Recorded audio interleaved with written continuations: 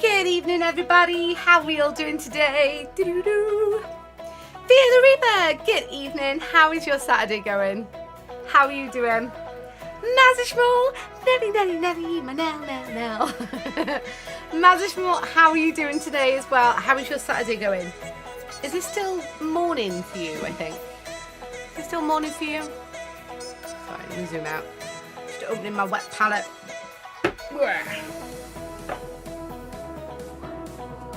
Do do do do. Bum ba bum bum ba bum.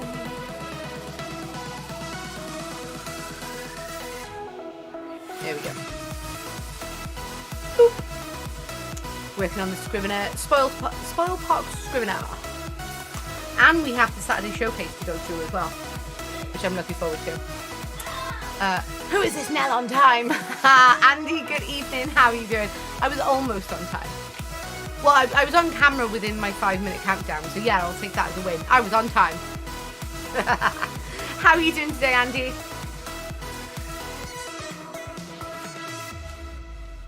Do. Alright, the super glue is dried on that, so he's back on his base now. I found him in a box in storage. Sadly, he'd broken off his base, but a quick bit of super glue and he's all better. He's all better. Do. I dug this one out as well yesterday.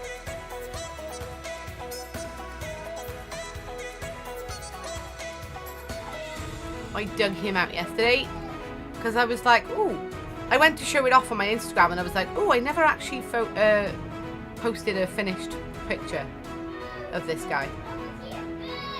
So yeah, I dug him out, ready to take some photos, get him on my Instagram, because I only have a whip of this guy on the Instagram. And like, you know, I did the book and everything. Did the book, the feathers, the eyes and everything. So, and there's the Christmas gobbo as well. I had a lot of fun painting him.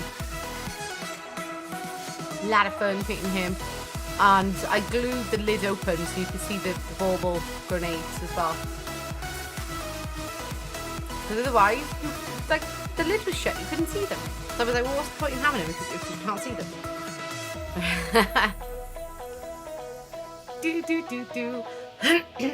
You burst a cherry today. Do I dare even ask, Andy? Do I dare even ask what you're referring to, Long? Warhammer Mum, good evening. How are you doing? Squigs down by my feet. Your minis is a red. Oh, thank you. I did my first ever Deliveroo today. Ooh, what did you order? Was it a takeaway or a grocery shop? Because you can buy like groceries through Deliveroo now. I wouldn't advise that being a regular thing because they do add on quite a chunk of change onto the expense, but you know. But yeah, we'll be doing the Saturday showcase soon once we've got everyone here. Get my Discord open ready. Excuse me. A McDonald's. Oh, good choice. Good choice. You opening? Think about it. Which screen are you going to open on?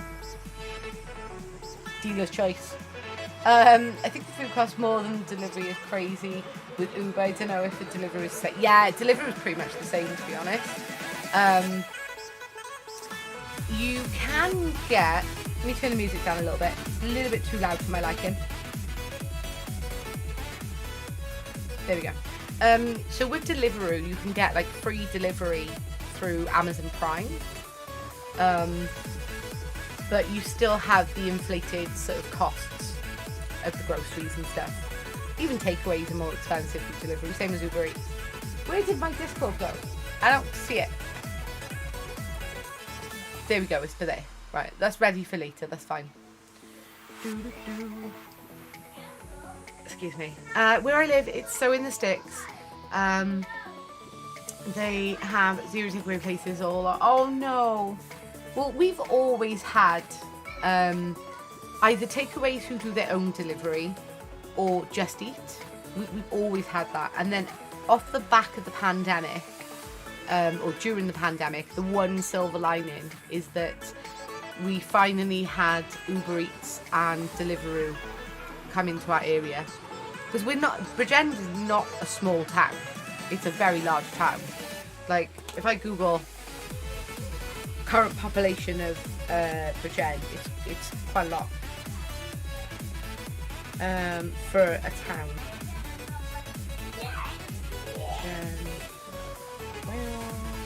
2023.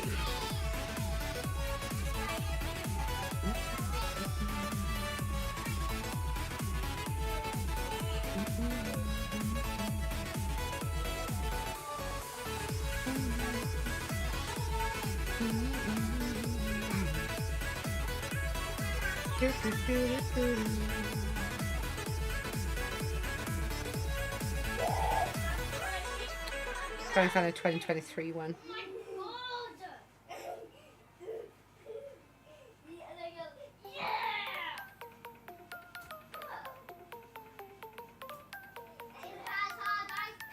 So as of 2023, we've got roughly 147,000 people who live in Bridgend. Now, if you scroll down, what is the population of Cardiff in 2023, which is obviously the capital of Wales? They're currently, for 2023, on 488,000. So that's not a huge, where are we? That one. No, that one. So 147,000 for Bridgend, and that's just one town out of the many, many towns and villages and things in South Wales, or in Wales in general. And then our capital city is 488,000. Bridgend is not a small place out of the whole of Wales, you know. What do you thought I said? I didn't know where you were going to go with I burst a cherry today. That could have gone any which way. It saved me so much because where we used to live, takeaway was too easy. Yeah, this is true. This is true. Good morning for you. How are you doing today? We have one restaurant that delivers, and they rank quality. What do you mean they rank quality?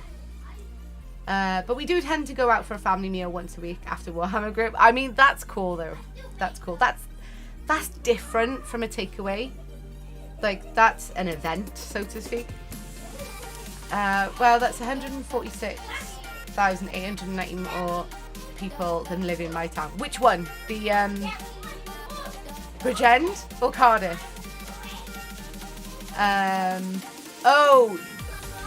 Not the quality, got you. Our town population is 1,120 now. Nearest big town is 16,930. Oh, bless.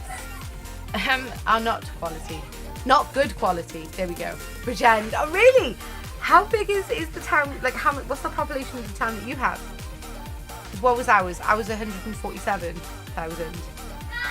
Are you saying you have less than 200 people in your... So that would be a village then, right? Or maybe even a hamlet.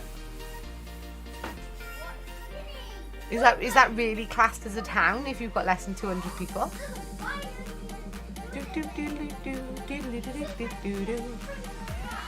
Yeah, wait, did I read it wrong? Less than 20.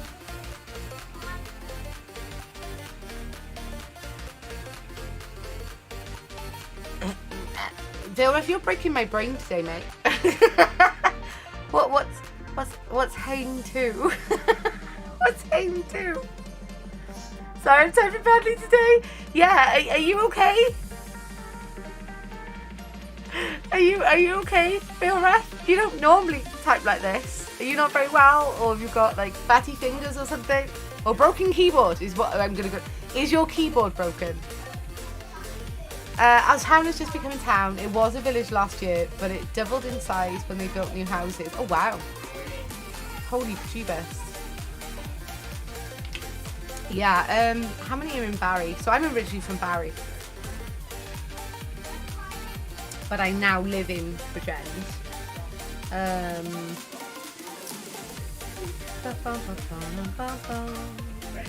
Barry.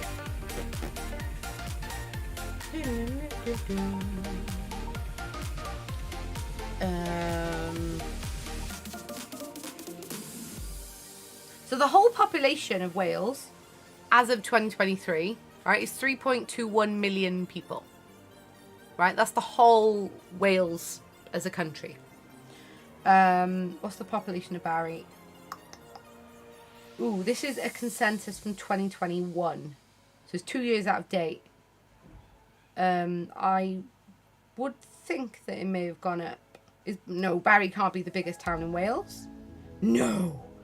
Barry is the largest town in Wales and the administrative centre of the Vale of Glamorgan, having developed rapidly in the late 19th and early 20th century.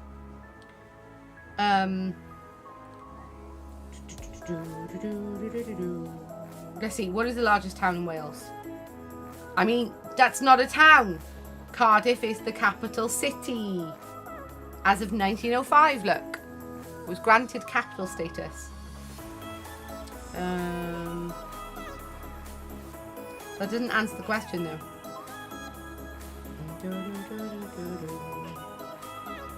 What's the largest town population in Wales? Why are you saying Cardiff? That's not a city. I would have thought Swansea was a city as well. And Newport, because I'm sure they both have cathedrals. So this is not answering the question. Because Cardiff, Swansea and Newport are not towns, they are cities. Because they all have cathedrals. What's the smallest in Wales? Llanoesydd Wells. Llanoesydd Wells is the smallest town in Wales.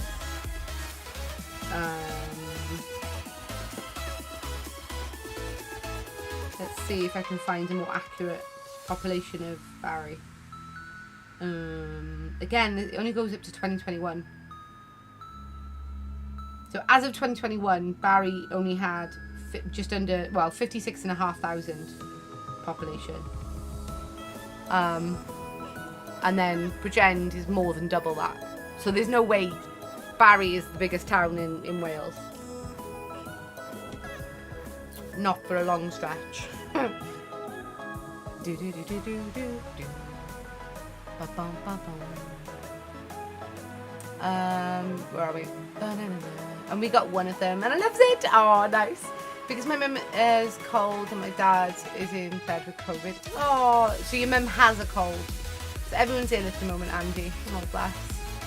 We have less than 200 people in town. And no, I'm just dealing with off-position keyboard and distraction. Oh my God, right? If I put my hands... Let me get my... this is my wireless keyboard that I use under my hobby desk, right? Yes, it's a blue one. It's a jellycomb. I think, yeah, jellycomb. But if I don't center my hands correctly, right, that for me, I guess would be center, right? If that hand is not centered for there, it screws up the rest of my hand, and I'm doing like typos and everything. Just being like one key over, and I'm like typo. I have to be in the correct position. Assume the position, which is like that for me, like that kind of thing. So yeah, I absolutely get that. Absolutely get that. What is the population of Liverpool? Ooh. Well, let's have a look, shall we? Now, Liverpool is a city as well. What is the population of Liverpool? 2023. Nope, that's 2003. 2023. There we go. So, population of Liverpool is, just shy of 1 million actually. 917,000 people live in Liverpool. Here you go, Andy. Quite a lot. That's almost a third of the whole population of Wales as a country. Fife Scotland population is 371,910. Of us that live in Fife also forget St Andrews is part of Fife, mind you. Oh, isn't St Andrews like at the bottom of Scotland that once belonged to England and then you got given it back? Or am I thinking of a different place in Scotland, at the bottom of Scotland? Because I know Jem sort of jokes about, because she's from Scotland, she jokes about whatever the place is at the bottom of England, at the bottom of Scotland, at the top of England, that it was sort of taken off Scotland by England, and then England gave it back, and Scotland was like, well, actually, we don't really want it back. Oh, God.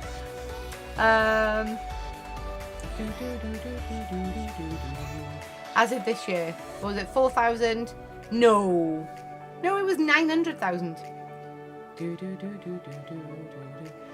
This is a problem with the English language by one of its definitions. Even a city is considered a town, yeah. But a town will never be considered a city. Go figure. I could only find as far as 2019. But if you change keyboard, oh my God, that's awful. Yes. And obviously I have two different keyboards. I've got my wireless one for over on this desk, which lives on my under desk shelf that I got my hubby to attach for me.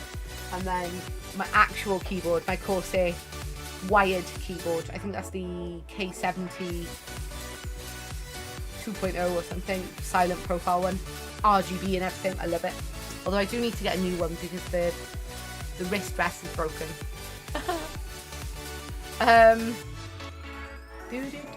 I'm one of them. Yes, you are, Andy.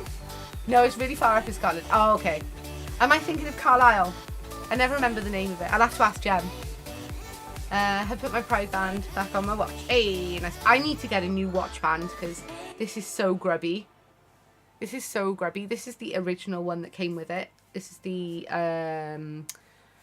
Ultra iWatch that they brought out with the 14 series of the phone.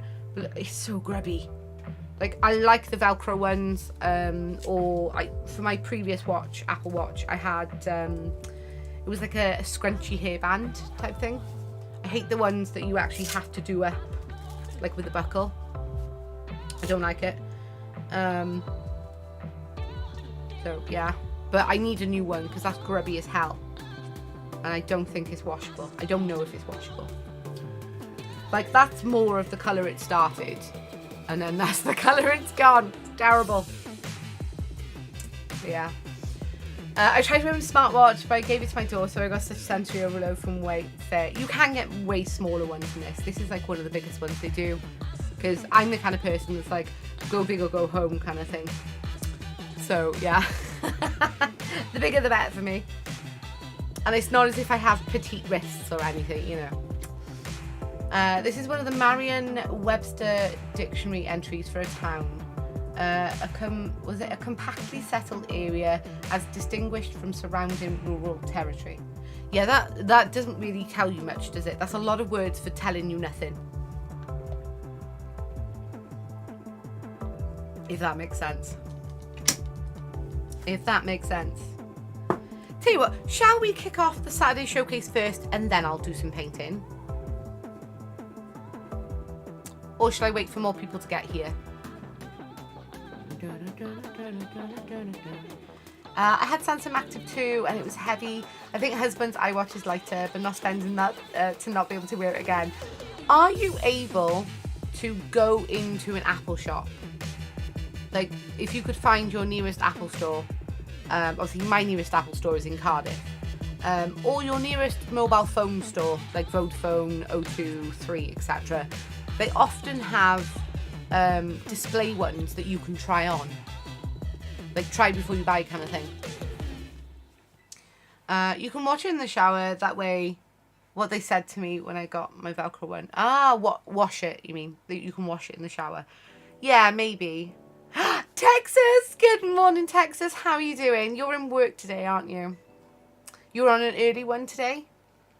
I could, but I found that it felt like it got heavier as the day went on, so I don't know if that would work. That's fair. I mean, if there is absolutely a sensory issue going on, that's fair. Like, I apparently wear my watch wrong. I don't agree with this statement because I wear it right for me. But apparently, generically, I wear it wrong. Because apparently you're supposed to wear your watch on your non-dominant hand. So whichever hand you write with, you're supposed to wear your watch on the opposite.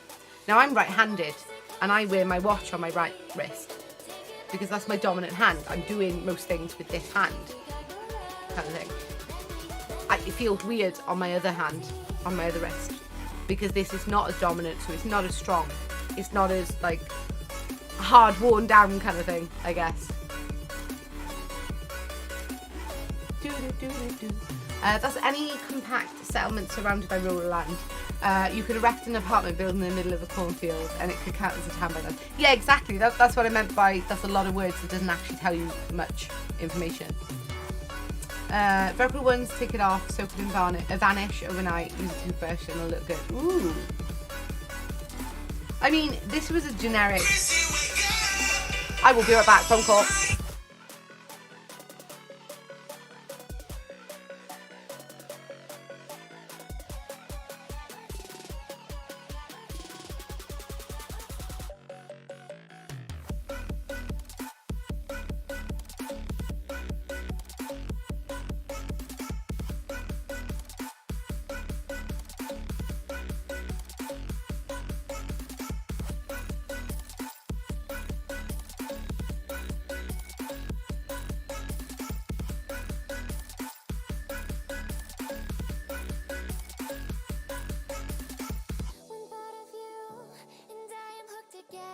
Tell me how to redeem my love that's broken.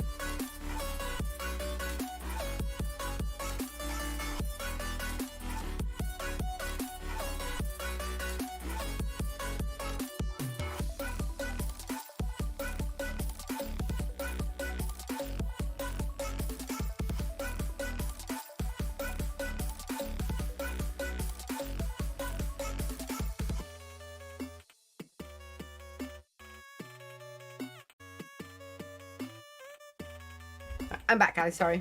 Just gonna send Hubby a message before I forget.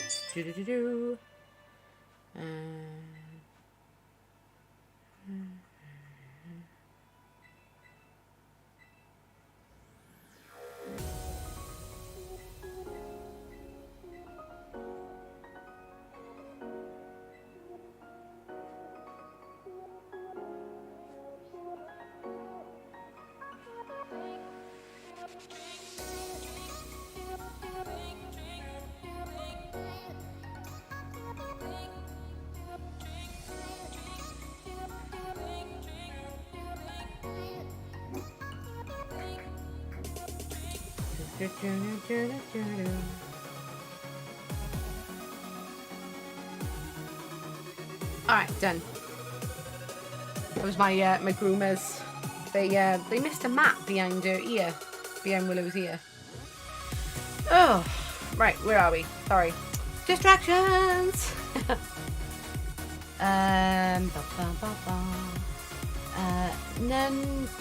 Non-dom and up above 3 ball bone at wrist to get heartbeat correct, so that feels awful. Oh, are you on about like the heart monitor?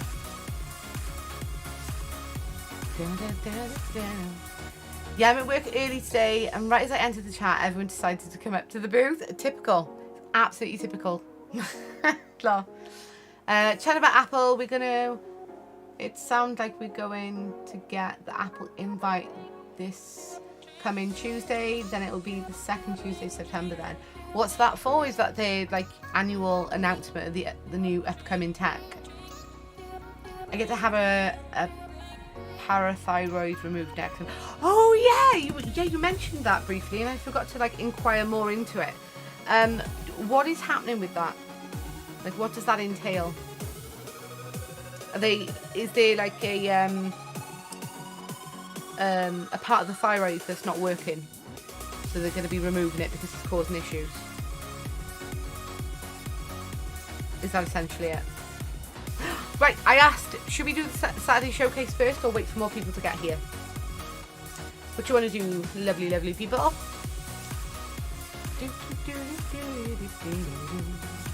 The iPhones and that, yeah. So theoretically, it should be iPhone 15 next, right? If they continue the current trend with the numbers.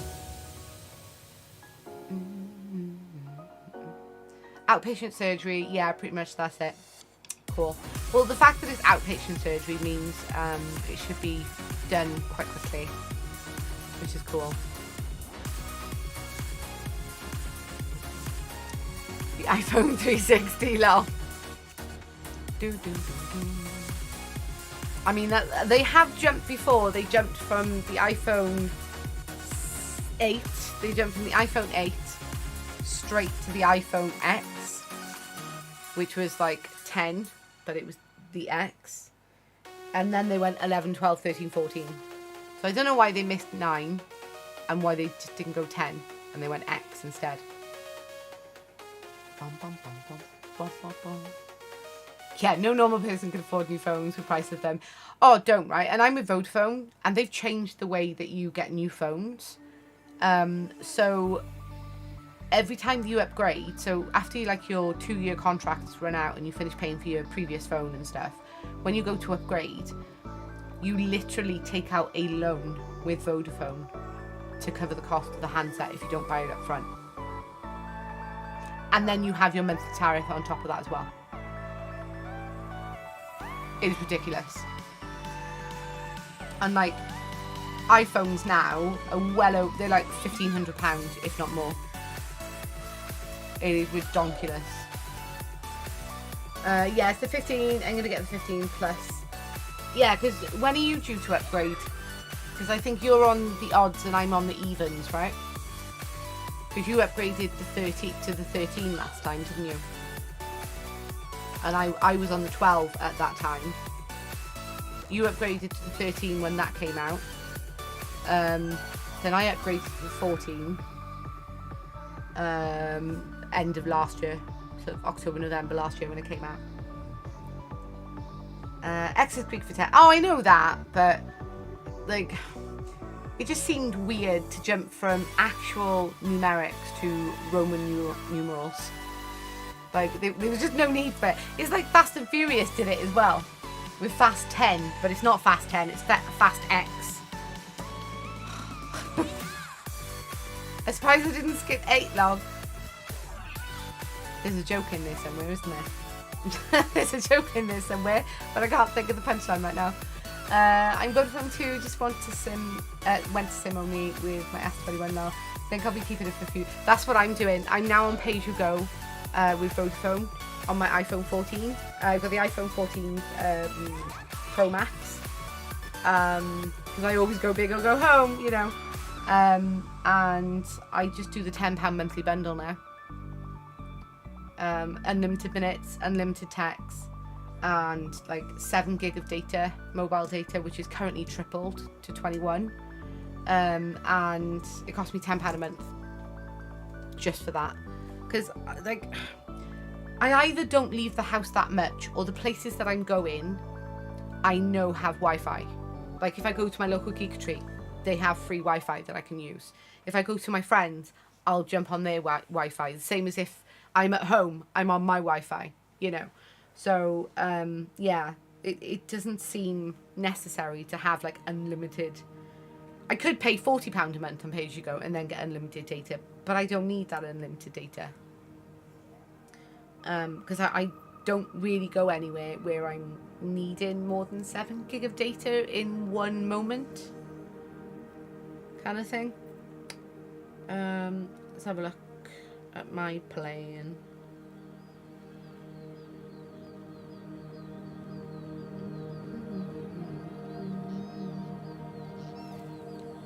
That's strange. I currently only have 14 gig of data. That's supposed to be tripled, but never mind. Again, 7 gig is more than enough that I need.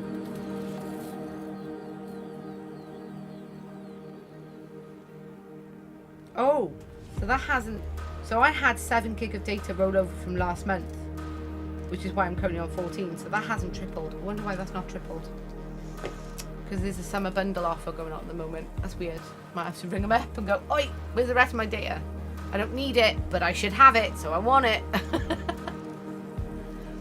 iPhone 256-2 days. Tony Hawk's Doom Halo 23 lot. Yes, my current one is 13. It's going to be a birthday present to myself. Nice. Do you buy them outright? Because that's probably the cheaper way of doing it. I got 150 gig unlimited minutes text for £19 per month, so I was happy with that. Yeah. Wait, 150 gig for £19 a month? And you're with Vodafone?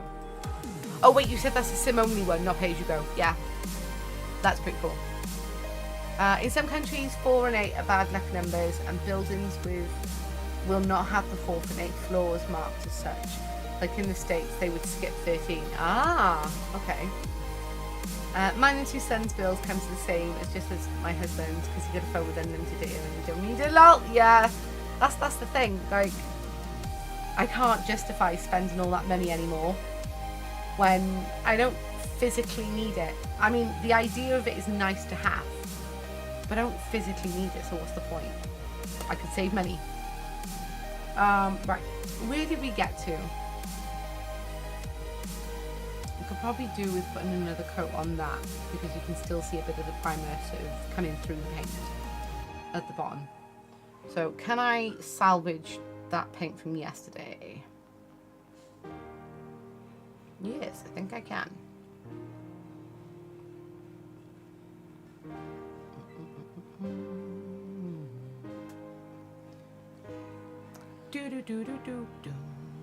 I need recommendations because I'm coming away from giffgaff. I've been with them for 6 years. Now they don't support 5G. Oh.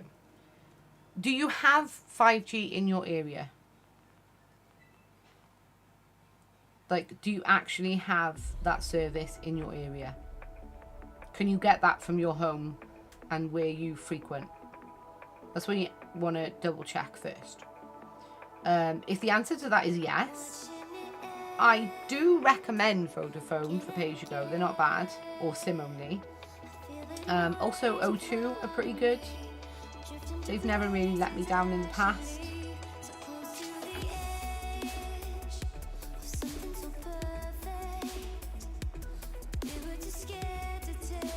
Only reason I'm with Vodafone now is because when I went to upgrade, they had a better deal. This is because written in this script 4.8 and death was similar in appearance if I recall right. Wait, what script? I'm paying 5 phone bills. Kids have Opera phones. They have such good specs and batteries, yet cost under 150 and looks like an S23 when in the case anyway, and they have same SIM deal as me. Nice. So only my 14-year-old has a mobile phone. Obviously the other 3 are way too young to have a mobile phone.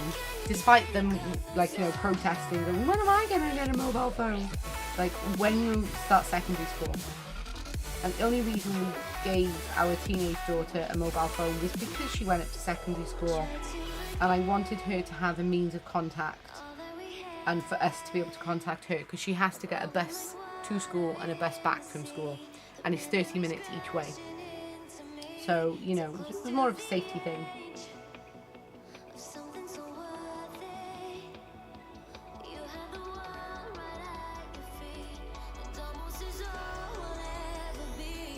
So I paid for mine, my daughter's and my mother's.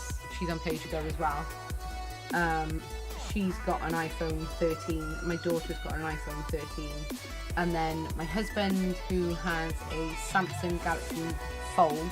I think he had the first Fold. I think I've got the Fold 2 and he's got the first Fold. Because I got a business phone as well. But he pays for that.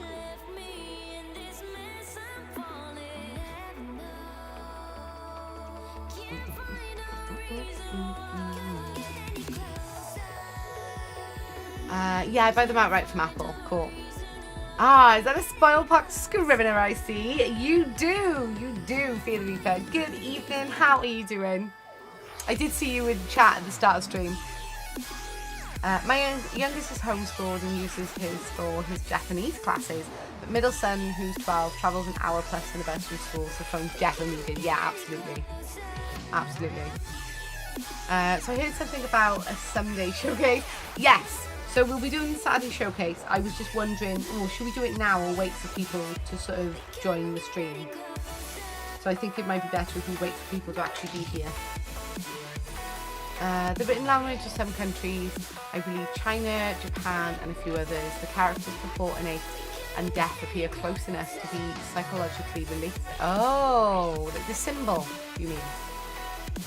And therefore 4 and 8 are bad luck because of their association with death. That makes sense. Yes, I do 5G in Liverpool. Cool. I'm good. Glad to hear it. Oh, you're Genshin. Nice.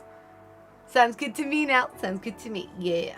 When we got a few more people here, I'll do the start the Saturday showcase.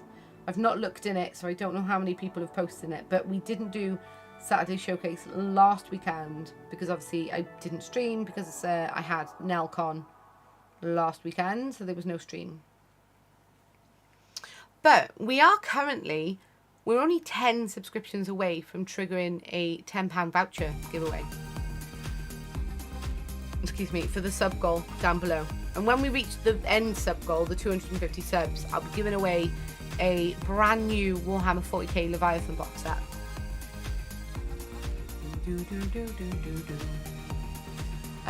The kanji for 4 and death is by memory either the same or similar. Yeah, that's what Veilref was just explaining.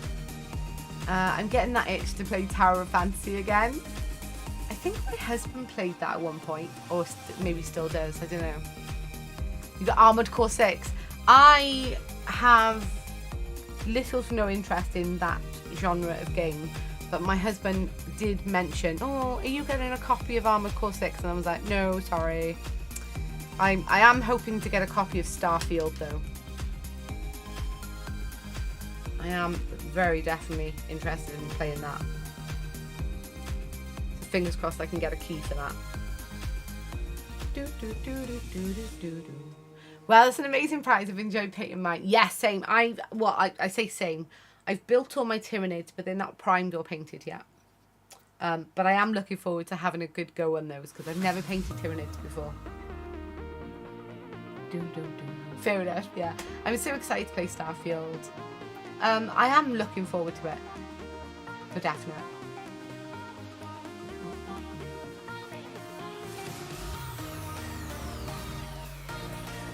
Armored Core 6 is supposed to be hard like Dark Souls in mechs hard. Really? I like the customization aspect, fair. I heard Starfield is going to be on Game Pass. Yeah, I think Andy mentioned that the other day. I don't currently have an active subscription for Game Pass. So I would need a key, unfortunately. And I'd probably play it on, prefer to play it on PC anyway. So I'd need to get the expensive Game Pass that includes PC. And we're trying to like rein in our spends at the moment. So we're only spending money on things that we have to spend money on. So unfortunately, unless I can get a key for free from the game developers, no new games for me. It's no rumours, facts. There we go. I painted all my nerds. I have 11 Space Marines left and box is done. You have, oh my god, you have raced through that. That is amazing. I've not even built the Space Marines, but on purpose. So I have amassed quite an amount of Space Marines over the last 5 years that I've been into the hobby. Through various different boxes and things and box sets. I've not done any of them yet. I will be, and when I do my Space Marines, I'm going to be doing Emperor Spears chapter. But I've purposely not started them yet. I don't know why, it's just the way I've done it. CD keys for cheaper passes, I'm sure, maybe. But again, it's money that I'm not allowed to spend. I'm being strict with myself.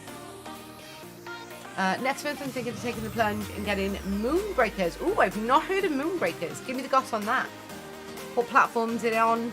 What kind of game is it? What genre? Have you got any games what you were keeping an eye on for Gamescom? No, I've not even looked at Gamescom. Not even looked at it. There's a boss that rains down missiles like a Daft Punk laser show. Alright, that sounds cool. I took a break from the box and I started some Gene Stealers. Nice. Again, another army I've never done before, or I don't even think I own any kind of Gene Stealers. Unless it came in like a multi-army box set, like a Kill Team or something. Because I've got a number of Kill Team box sets, like starter boxes and things. And stuff like that. Which I actually need to go through. I need to go through everything because I need to sell stuff. Again, to like, with the cost of living crisis, like, you know, every penny helps at the moment. And it's just, I don't want to sell any of it, but it's plastic crack that's just sat there. In many a case, it's still brand new in the box. Like, I've got...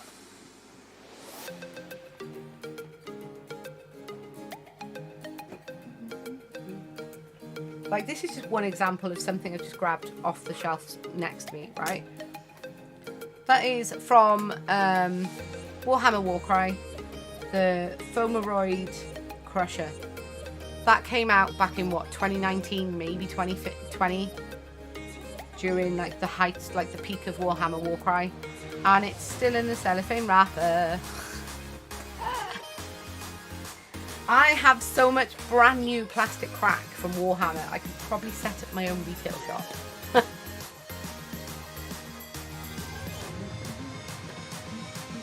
And it's same for like big boxes as well. Like I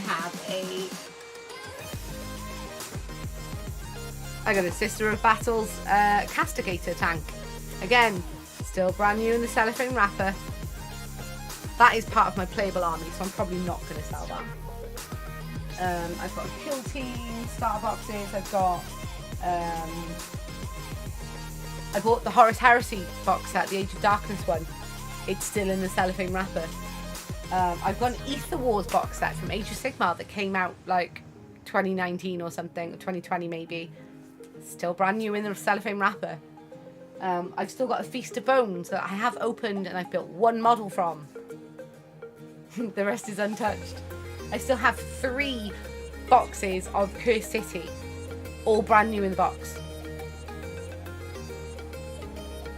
I still have a Warhammer 40k Dark Imperium box, brand new in the box. I have a lot of plastic crack, and that's what I've just reeled off is not even a dent in what I've got. You know, the FOMO was strong. The FOMO was strong when I first got into Warhammer, so I bought everything and everything that they brought out, you know. I also have a combat box for Sisters of Battle, but I have another combat patrol box for them as well. I've got Warcry scenery, I've got Underworld, I've got a brand new Nether Maze.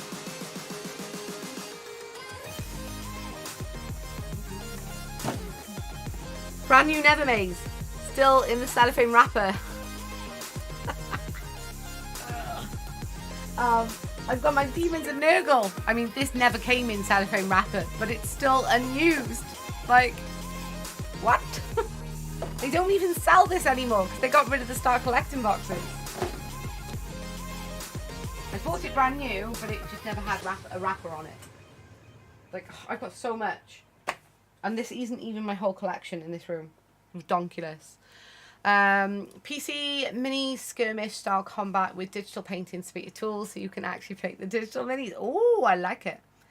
I know you have at least one nid. Yes. Where did I put him? He's safe by here so I don't mix him up with my own. So I haven't primed it yet. Because obviously I've got... Go away, fly. Go away. Because I've got the Leviathan box, so I don't want to mix them up with my own Tyranids. By accident. You know. They're on my desk on that side, waiting to be primed.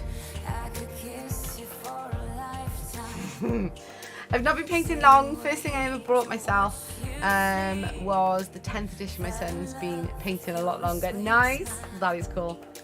Mini Painter Luke! Good evening. How are you doing? How is your chill weekend going? It has been absolutely pouring down today in Wales. Hopefully it's been drier for you so you can get some garden work done.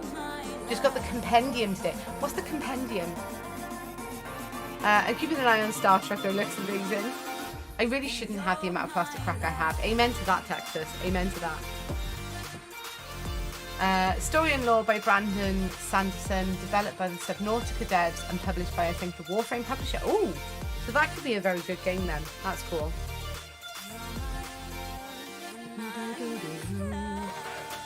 And by that, which one were you referring to? I reeled off so many, you'd have to be specific. Yeah, if you got Moonbreaker, you probably have a lot of digital plastic crack as well. Look. They're doing away with plastic wrap to be more eco-friendly. Yeah, I think so. Some of it, yeah, so it's weird. Some of it does come wrapped, some of it doesn't. Didn't I win an Underworld bar? Yes, not the Nether Maze one. You won the other one. It's still in the box because if you remember, the box that I received it in from Griffin Gaming, I couldn't get it out of the box without ripping the box, and I was like, well, I might as well just keep it in the box and send it in that box because it's a nice box to send in. What was the one that came out before Nether Maze? It was a bluish toned box as well, like similar to Nether Maze. I think it was Stormcast and something. Hello, it's been sunny. I went to Ipswich, got some hobby supplies, found a geek retreat and a game shop. Nice, that's cool. How is the Ipswich geek retreat? The compendium is the Warcry compendium. Oh, I the book. I get you. I get you. Yeah, I've got a load of my books for there. I don't have my... Oh, I know where they are. Yeah. They're packed away in a bag because I took them to Nelcom with me. Harrow Deep. That's the Harrow Deep. That's the one that you won. Which I forgot to take to MomoCon with me because I'm so derpy. Because I was like, yeah, I'll bring it to MomoCon because you were going to MomoCon, and then I forgot to freaking take it to Nottingham in MomoCon. God damn it. I don't think I got Shakespeare. That was one of the original ones, wasn't it? Didn't go in as it was heaving, to be honest, and as getting to the end of the trip. Fair. That's fair. Did you go in the game shop though? Avoided purchasing more plastic. Okay, I lied. I got the lion! Yes! Did you buy this beautiful bugger? Did you buy him? Lionel L. Johnson. I held out because I knew I didn't want to spend money on the first version they brought out of him with his retinue, because it was like, there's 60 quid. I ain't spending £60 on plastic cracks that I don't even want. I didn't want the Space Marines that came with it, because I have no intention of doing Dark Angels, and they were moulded shoulders and everything. So you know, so when they brought him out as a standalone model, I actually managed to get the last one in stock from Griffith Gaming, so I didn't even pay full price, and I had a £10 voucher off as well for my reward points. So I only paid like 20-something pounds for it. I was like, yes! But speaking of vouchers, we are literally 10 subs away from triggering a voucher giveaway. So it'll be a £10 voucher. The winner can choose ultimately where you would like the voucher for. As long as I can buy a digital voucher, I'm happy for that. So it could be Griffin Gaming, it could be Warhammer Direct, it could be Element Games, it could be Amazon, or like, you know, anything that I can physically buy a digital voucher and then get that, like, you know, given to you, like a code or whatever, or email it to you.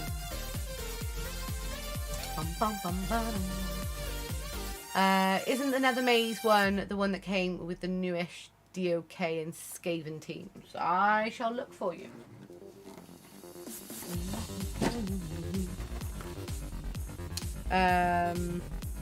Shadeborn Fighters and Skittershank's Claw Pack.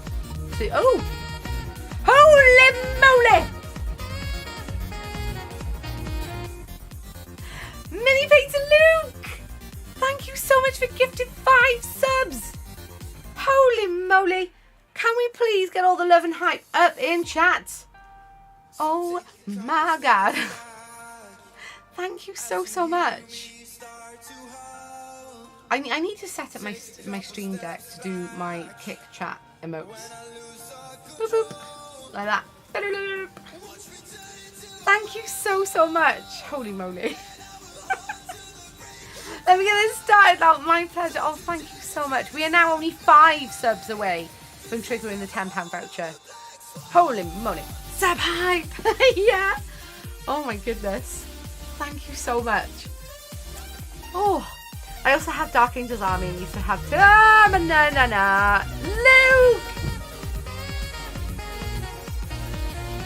Luke's like, I want to beat Toby. I want to go from 3rd place to 2nd place on the leaderboard. Holy moly, that's another one. Thank you so much. We are now only 4 away. Warhammer Mem got the gifted sub! Yes, Warhammer Mem, congrats.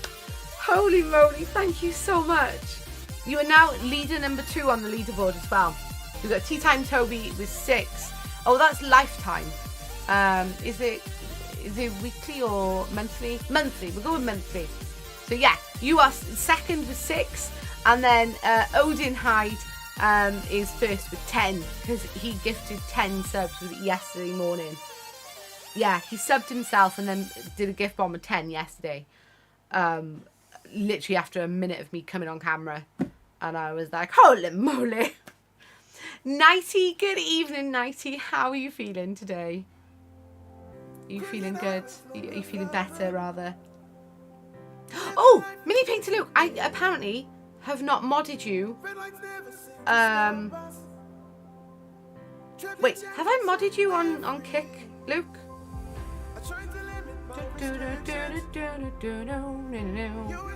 Whee! Oh, you're off for, what was it, 3 days? Are you off for now or 2 days? An amount of days, yeah?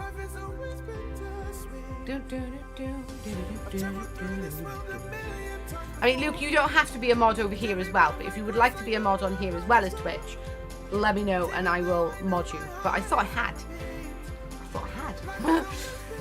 A week! A week! Nice. Very jelly. Very jelly. I mean, to be fair though, you've been ill with COVID. You shouldn't have been in work at all, which would be donkulous. You know I'm basically useless, lol. I don't think so. But our mods I usually do is tell it to you. I will mod you. I will mod you because despite your failed attempts at demolishing yourself, you're actually a very good mod, Luke. Otherwise I wouldn't have you as a mod.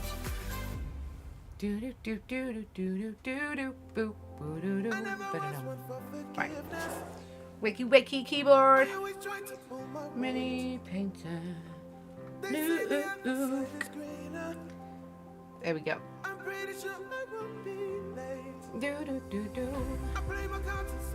And then I think that's all of you modded over here now.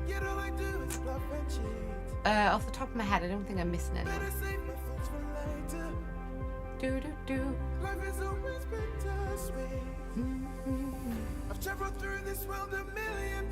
There we go. Bless you. No, thank you, because you've done an amazing job as a mod. Unlimited power. Sorry, Fia. In response to your question, yes, it is the one with the new Daughters of Cain and the new Skaven, the Nether Maze. That is the one indeed.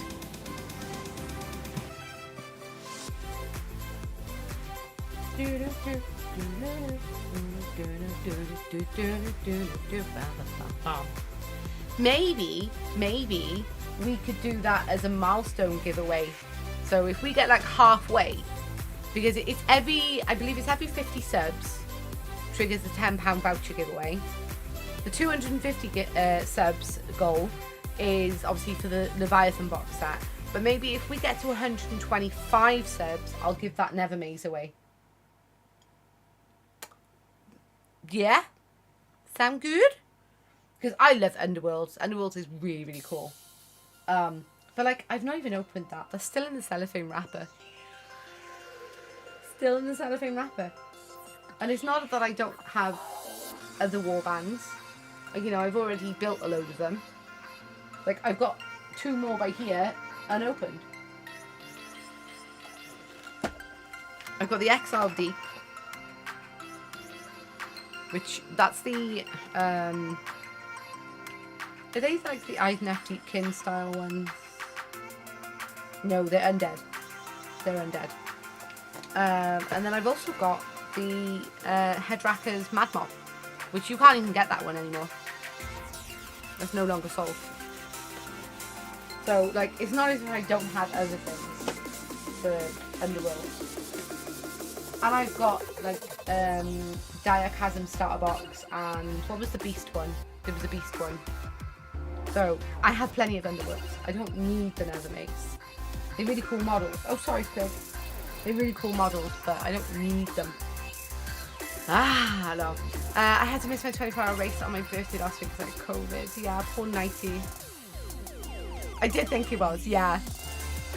Oh no, well, it was just really recovery and may the rest grant you victory, absolutely. The Vamps is the XL Deadlock, yeah. I corrected myself to Undead. I bet they're, I bet they're a bit ungrateful too, lot. What, the XL Deadlock?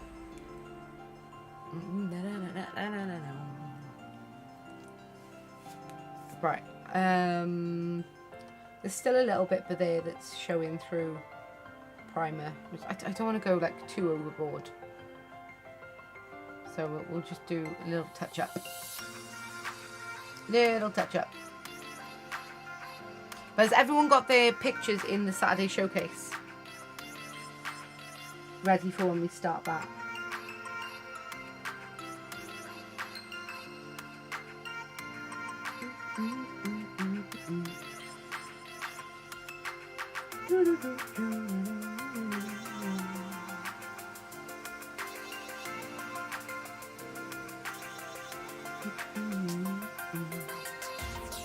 How far does that paper go up? That's a 10.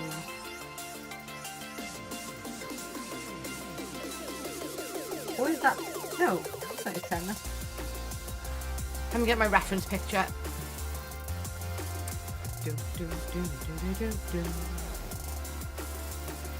Finally got onto G-dubs. Took 10 minutes. Wait, what?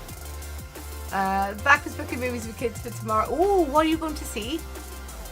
Oh god, there's a queue. Why is there a queue system? Oh, for the Cities of Sigmar bullshit. Oh, okay. I don't want. Oh. I got a 4-minute queue. I didn't want any of that. I just want my reference picture.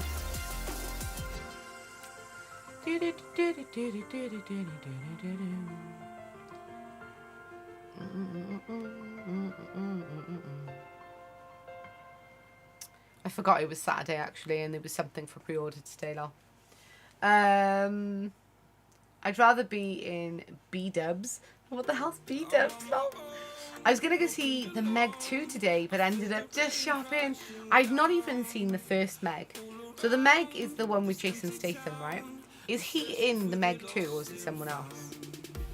Someone wanted to see Gran Turismo. Oh, I want to see that. I was never too much into the game. I did play it on PlayStation 1 as a kid. Excuse me. But I was never really into car games in general because I'm not very good at car game driving with like a controller. But then I saw the film being advertised and the trailer and stuff, and I was like, oh my god, that actually looks really, really good. So I want to see the film. There's some books. It was a wholesome shop. What books did you get? I love book shopping. I love reading. I just never have the time for it anymore. Yeah, I believe so. So Jason Statham's in number 2. That's cool. I'm surprised they made the second Family Guy movie about Meg Griffin. God damn it, Texas. Lol. I went to see Blue Beetle yesterday. Again, another film I want to see. That looks really good as well. He was gutted. It was meant to come out 7th and like 15th, and I don't know if it's today or tomorrow. It's out, but finally booked for him. Aww. I want to see Oppenheimer. Look, I have heard about the film, right, but I know nothing about it. But it's based on real life events, if I'm correct. But other than that, I know nothing about it. And I think Cillian Murphy's in it. I got American Gods, The Lord of the Rings, and The Legends of the Dark Angels. Ooh. Now, American Gods, is that the same one based... Is that like what the TV show is based on, the book, American Gods? The one with Ian McShane as Odin. Because me and my husband freaking love that TV series. What was it, on Amazon Prime, I think? I want to see Oppenheimer nuts. But always have at least one kid with me. Mood. Mood. It's old. It is, although the book is very different. Yeah, I'm assuming the book came first and then they adapted from the book to make it a TV series. Ooh, shoulder click. We did movies every Monday in summer holidays as it was only $3 a ticket on a minute. Oh, that's good. Was that with your local, like an independent cinema, or was that a franchise like Odeon or something, or Cineworld? The book is awesome. You have to send me a link of the book or a picture of the book and something. I think we've got a book channel on Discord, right?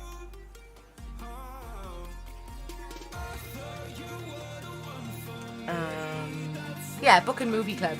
You'll have to take a photo of it and post it in the Book and Movie Club channel, and then I can like dig it out when I'm ready.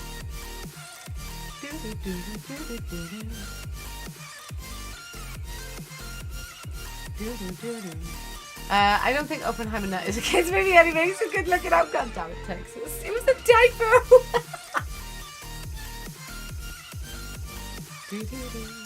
I read half of it on Kindle, but I'm like that. I love physical books. And I prefer hardback books as well. Like, I've got so many books. Like, all my Warhammer books are next to me on my shelf. And I've not even read them yet. Out of all the books I've got next to me, I've read one. Like, I've not read this one. But how beautiful is that hardback? How beautiful is that?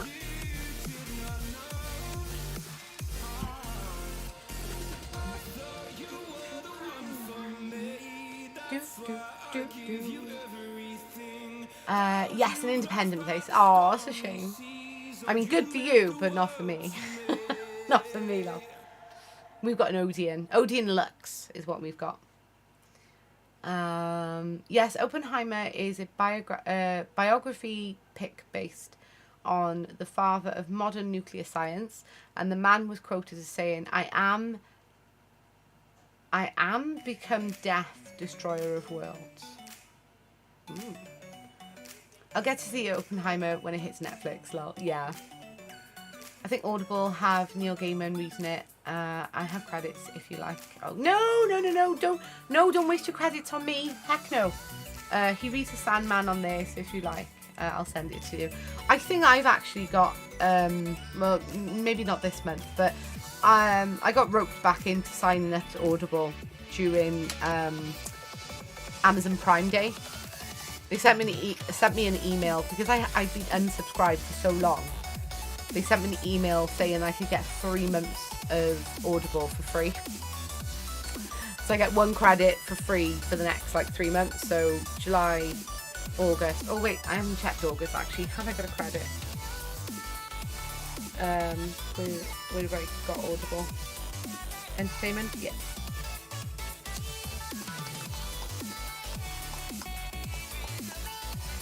How many have I got? Should say on my profile when it loads. Oh yeah, there you go. That's weird because it says member since 2023, but I have been a member way longer than that. But I'm a bit annoyed because I had, where was it?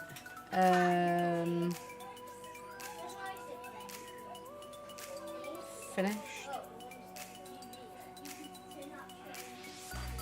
I bought the Warhammer Age of Sigmar, the Court of the Blind King book when that came out 2 years ago or so. But it's no longer as being in my Audible library.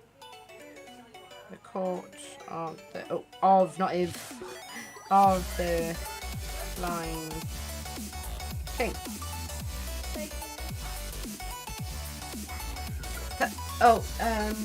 Yes, please. Oh, I have it over here. Please. Thank you, darling. Thank you. It's saying I don't own it, and I bought it because I started reading the book and then swapped over to the Audible. I haven't contacted them. I need to. I keep forgetting.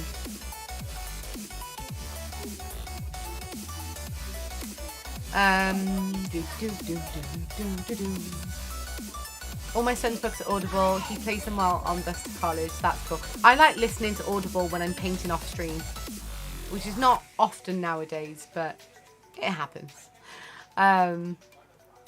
Like I listened to one of the Age of Sigmar Nagash books when I pulled an all-nighter and spent 8 hours doing my War Cry Warband for a Jimmy the Brush community meetup back in 2019. Everyone, each team has two.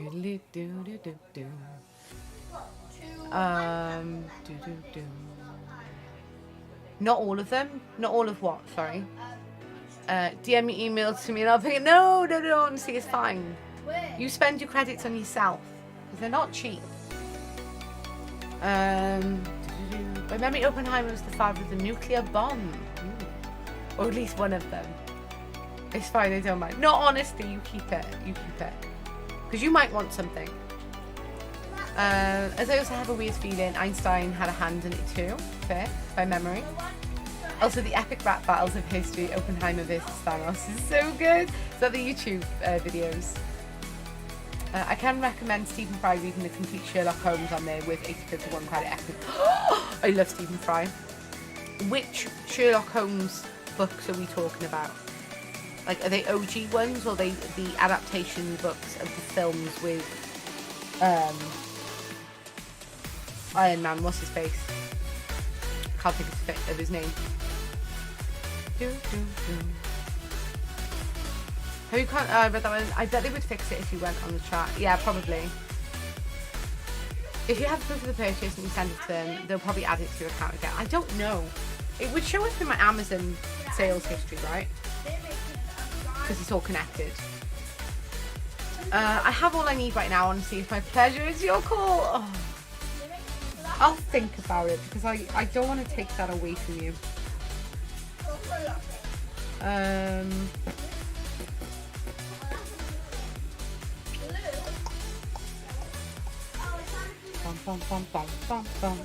Right, let's have a look in my orders. Would it be under Audible? Audible? Let's see what comes up if I search for Audible in my nothing. Okay. Blind? I'll search for that keyword. Nope. If I search the product and see what it says. Or was it the Court of the Blind King?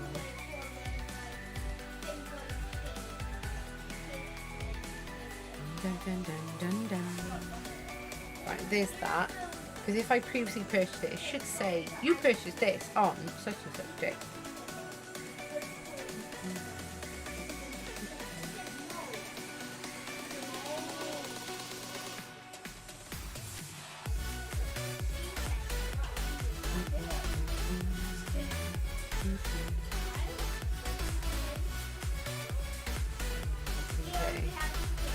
It doesn't say it.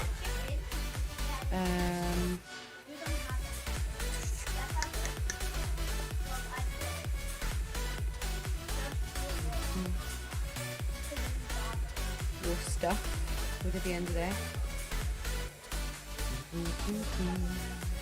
Yeah.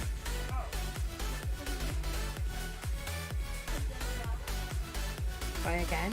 I don't know.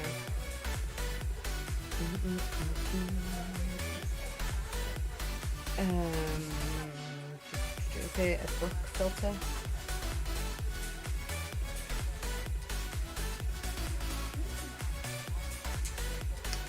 I don't know.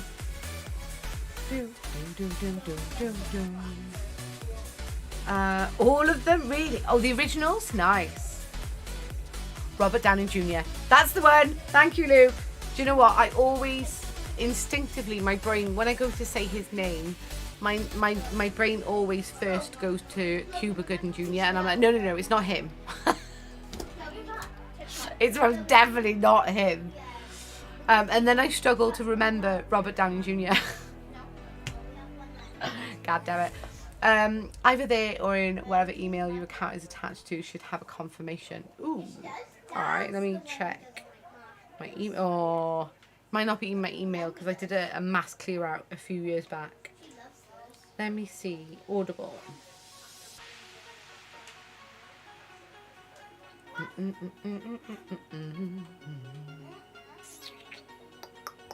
Ooh, what's today's Audible daily deal that's only $1.99? Whiskey from Small Glasses by Denzel Maywick. No idea. DCI Jim Daly is sent from the city to navigate a murder after the body of a woman was washed up on an idyllic beach on the west coast of Scotland. Nah, I'm good. I don't know how far back this is going to go because That like came out in...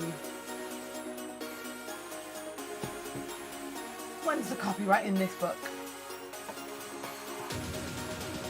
So this is the book in question, called The Blind King.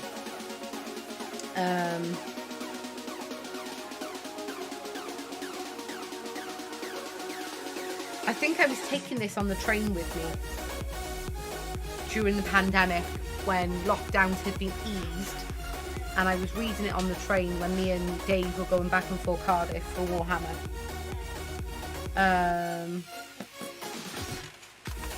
Where's the copyright stuff? They're not dated? Ah, here we go. First published in Great Britain in 2019. And that's the only date in here. So I'd have to go back all the way to 2019, which is when I first bought the book, or when it was released. I'm sure I bought the physical book before I bought the Audible version.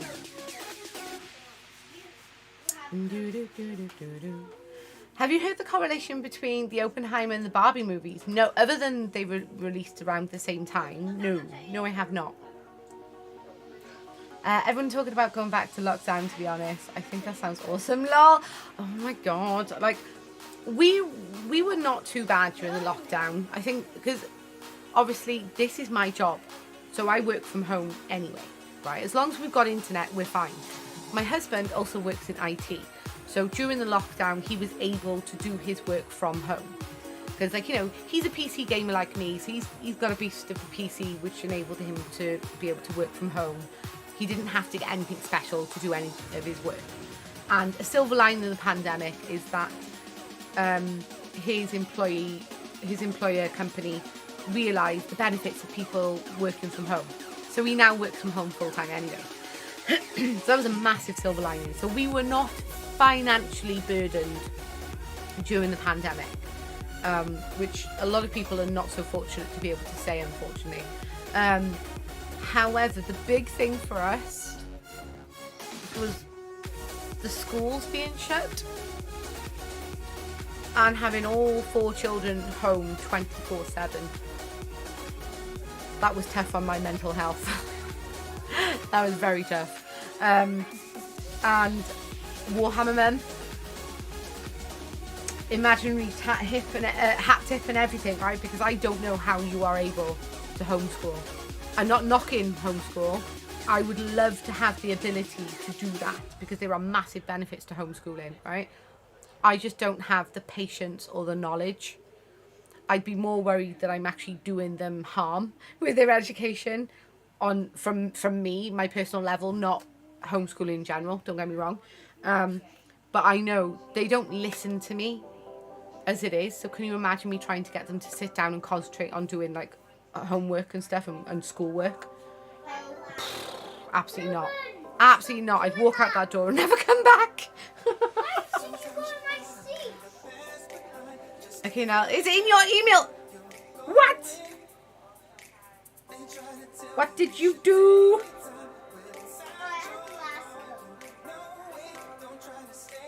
How? What did you do? Which email box? You'll have to DM me to say where you sent it. Did you find me on Audible or something?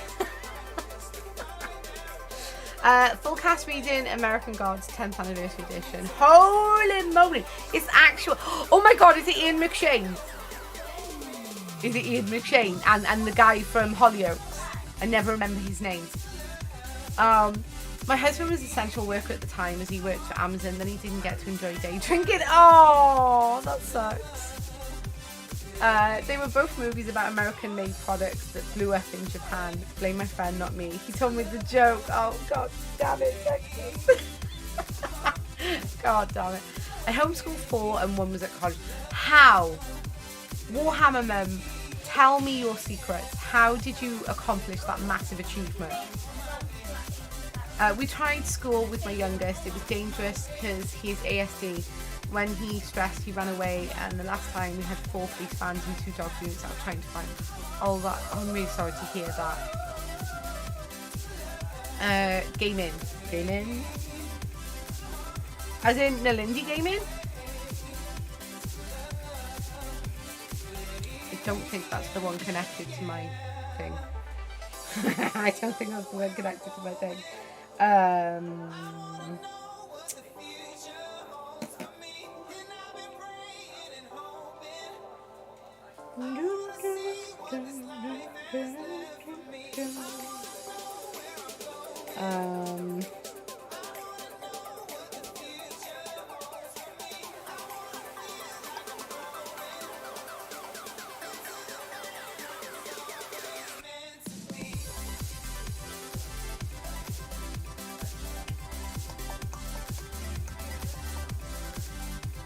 Let me have a look at my account to double check what it's under.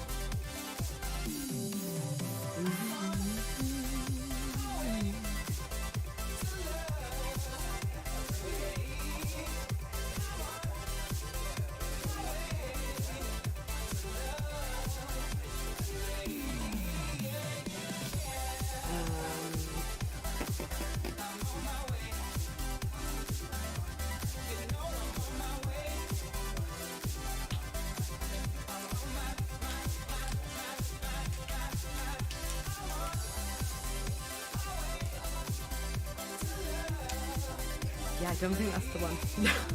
Are you able to reclaim it? I will accept it very, very, very gratefully. Let me send you my associated email. Oh, why is that capitalized? There we go. That should be the one associated with it. I sent you a Discord DM though.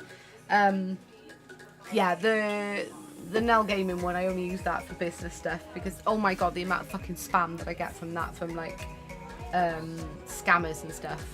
I'm gonna sneeze. Oh, bless me, excuse me. I don't do learning like school, so at the moment every day we spend an hour building a working model monster truck. We're at stage 112 of 208. Holy moly, that's actually really cool though. Because like I said, it's a working model, so there's multiple things going on in that. People might just think, oh, you're just playing with toys. Well, you're not strictly wrong, but it's scientifically proven and psychologically proven that kids actually learn through the medium of play. Imagine that. But then if you break it down even further, there's potential engineering skills being learned by there, because that's a working model of a monster truck. So they, like, obviously without knowing all the details, but there's potential of learning about electricity if it's like a remote control version. You know, there is the structural education because you're learning to literally build something. Then there's like fine motor skills that you're honing and stuff as well, for the actual building. There is also the social aspect because it's done in a social setting. You know, your children, even if it was just one-on-one, that is still social interaction. So they're developing their social skills. Like, you know, they're expanding their mind on so many levels. And this is what I love about homeschooling, is that you have the freedom to allow your child to learn in a conducive environment and in a process that is conducive to their educational needs on a one-on-one basis. I just don't have the patience because my kids don't listen to me. That's the problem for me. What you need for homeschooling now is one of those dog clicker devices and a butt ton of gushers and gummy snacks now. Yeah. I also take him to organised homeschooling groups with his peers, a local homeschooling group set up at our own cost. That is cool, actually. My local my local geek retreat also hold hold a homeschooling group morning session every Friday morning as well. So that is cool, and I don't believe they charge them. It just falls into fair usage policy, and that is absolutely amazing. It's also good when you have to undo and redo it. You learn it's okay, it's fixable, etc. Yeah. Excuse me. All kits I use are approved by STEM. That's the sort of homeschooling body, right? STEM. Sorry, I'm really, really hungry. Hubby just brought me some belly pork, hash browns and beans. Butter beans by the looks of it. I love belly pork. I've only had a single bacon sandwich all day. So I'm rather hungry to say the least.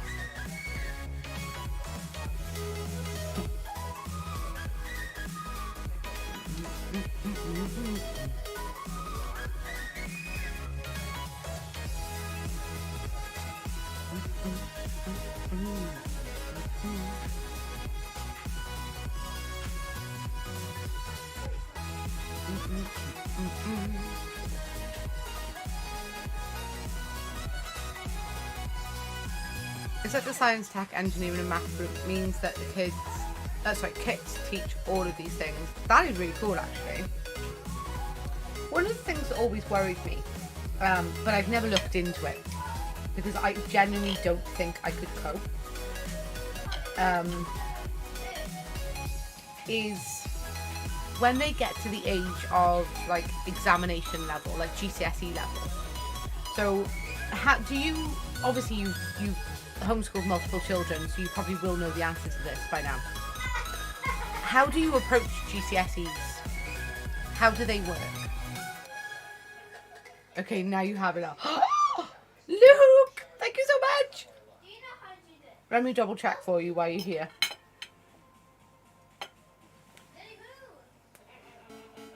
November Rains, good evening. How are you doing? My first notification. You've received a gift. Holy moly. Were you able to get the other one back? Please tell me you were able to get the other one back.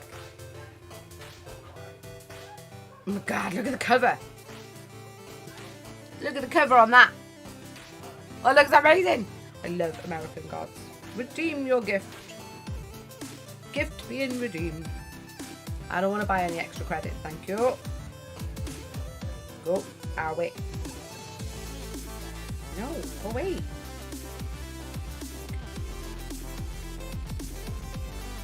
Your gift is now in your library. Great! Thank you so much. Holy moly. I'm going to enjoy listening to that. Thank you. In Scotland, is a choice you can send your child in to take exams or not. So how does that work in terms of like the GCSE curriculum? How would you teach that in the homeschooling setting? And then obviously if you choose not to send them in for the exam, I'm assuming it's sat at home, but how do they do it at home? And then how have you found your children have coped with the exam environment for if you sent them into the school or not?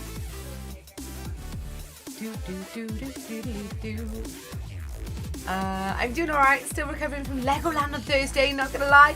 Did you have fun though? I bet you had so much fun. I bet the little one had so much fun as well. Did Inky enjoy it as well? Everyone must have. It's Legoland, right? I'd love to go to Legoland. I've never been. I will do it. Oh, cool. Oh, gravy. Legoland was awesome. Oh my god. I've never been to Legoland before, but I know my kids would love it.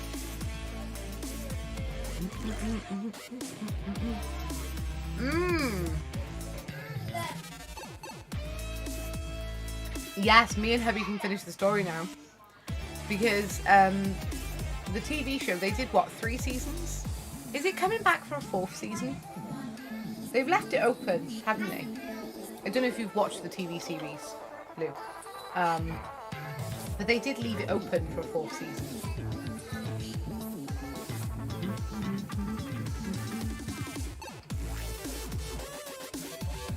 You're working in Windsor next. Oh my god, Luke. Please tell me you're going to go to Legoland while you're there.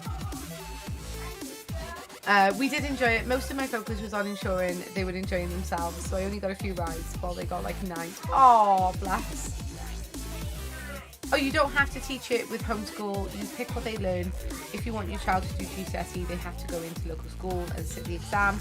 If you pick not to, then when applying for jobs, etc., you just say homeschool in cover letter. Or when you apply to college, they will give you a test to see levels. Oh, look, that's pretty good then. Nope, we got cancelled because what? Because of outrage over it. You wish that. Oh, you're gonna have to pencil it in. Actually, put it in pen, and then you can't erase it, and then you can go to your boss. Go, look, I have to. It's in pen. It's the law. Why? What outrage over it was there? I mean, other than Ian McShane's pearly white smile in season 3. Bless him. He finally got dentures, but they were Americanized dentures, so they were very pearly white and too even, so that it was obvious they were fake, and he was still learning to speak with them. Bless him. Oh, right. All right, now you need to give me the tea. Racial issues. Holy Jeebus. I need to know what happened.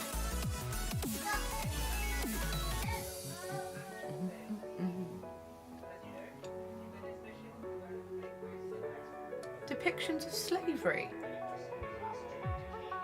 We're talking about American Gods, the Amazon Prime TV show. Depictions of slavery. But I mean, it was a story, a fantasy story setting that was based on like Norse and a bit of Greek mythology. And obviously there was a lot of flashbacks and things of, like, you know, old timey-wimey days when the Norse gods were still prevalent and things. So why would people have issue with that? I don't understand cancel culture and all that bullshit, because the things that they go after half the time is so unnecessary. I mean, as long as it was portrayed respectfully or in context of the story, what is the issue? I mean, slavery on any level is actually part of real life history. Should we not relive our mistakes in terms of a historical portrayal and then not be able to learn from them being repeated? Like, to stop them being repeated?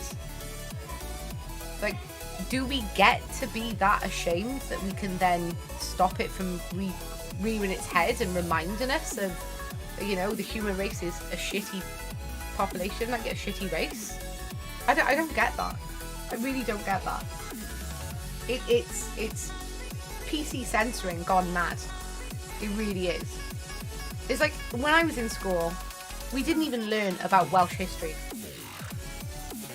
right? And what the English did to us as a country, as a nation, throughout history.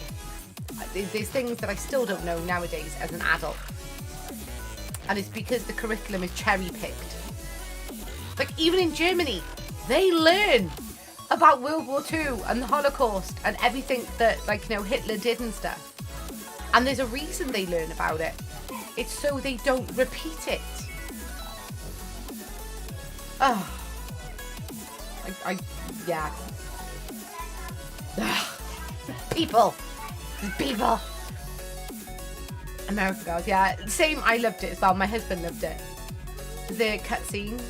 It was about how cultures ended up in America.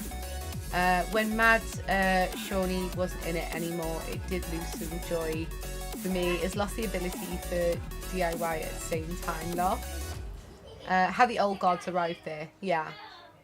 I personally think we need to be reminded of the ugly in order to recognise it for the ugliness it is, and to avoid that. Just my opinion. No. I am the same, Luke.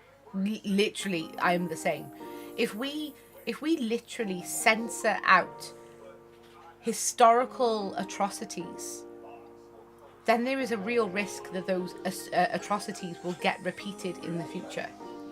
Because the people who are then going to go on to commit those atrocities don't know any better. Because their whole upbringing and educational sort of historical upbringing has been censored and whitewashed.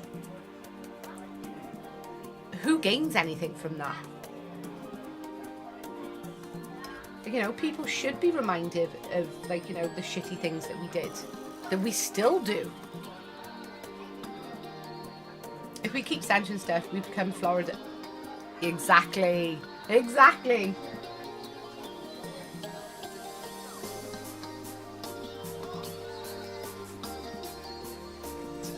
It's like the whole backwards laws that America are coming out with now.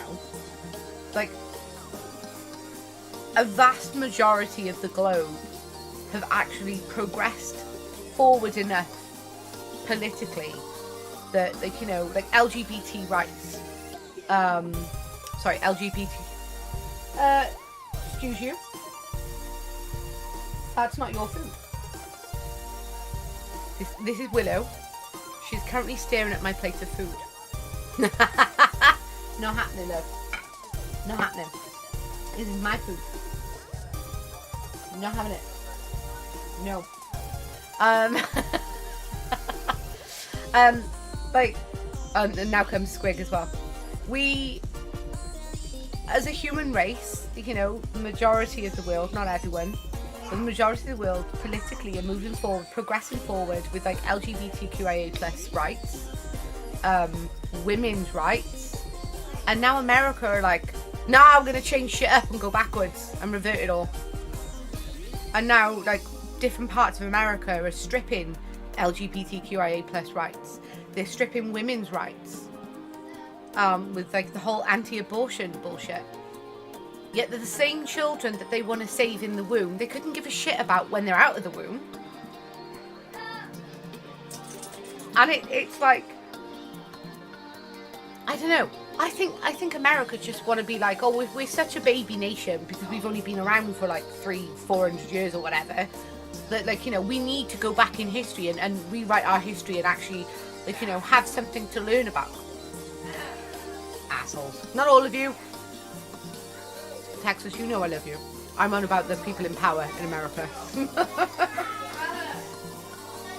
All the American Rons.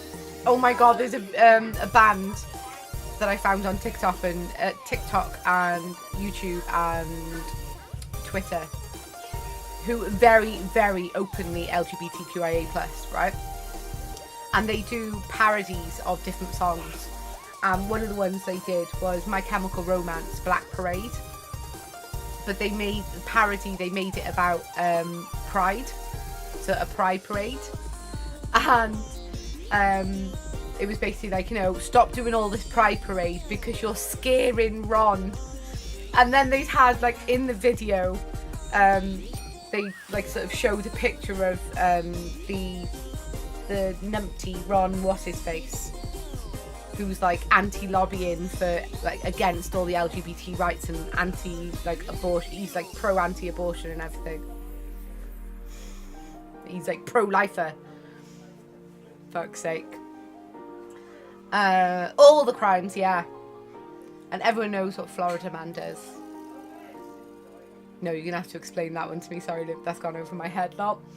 Florida now teaching kids slavery benefited people of color. Wait, what? They're literally coming out with that? Excuse me.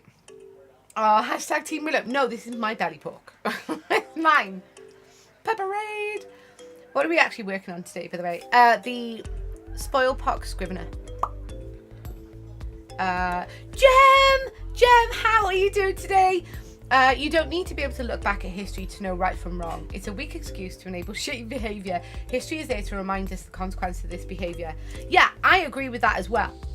But in context of the conversation we were having in terms of cancelling a TV or a film because they have depicted historical slavery, that is unnecessary. The cancellation is unnecessary because it's like people don't want to be reminded of the shitty behaviour that we've done as a race in the past. They're literally trying to erase it. By suppressing it and censoring it, that's essentially what they're doing. And that's wrong. Once you're born, the government only cares when you start paying taxes. Yes. Also, hello, Jem. You know the joke that you always say about that part of Scotland that's like at the bottom of Scotland to the top of England that was stolen from Scotland by the English, like historically, and then given back. But you were like, nah, you can keep it. We don't want it anymore because of how like notoriously bad it is. What is that Scottish place? I can't remember the name of it. It's in context of a conversation we were having earlier. Be right, spell break. No worries, Warhammer then. Sarah, good evening. How are you doing? Ron DeSantis. That's the asshole. Yeah, him. Yeah, that's just stupid. Exactly. Apparently, Luke was filling me in that American Gods TV show that was on Amazon Prime with Ian McShane. It didn't get renewed for season 4 because of racial issues.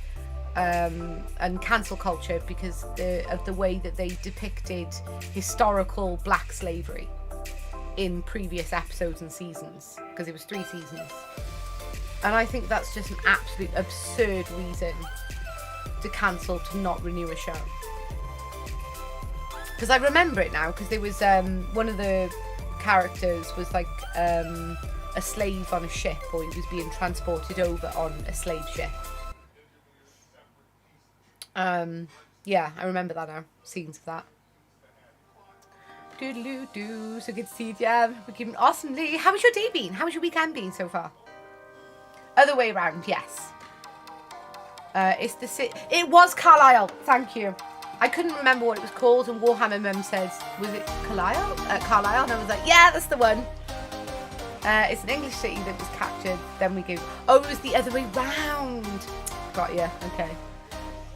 Just ordered some large chicken balls from the shop. Oh my god. Are you getting them from the same Chinese as that we had during Nelcon, Sarah?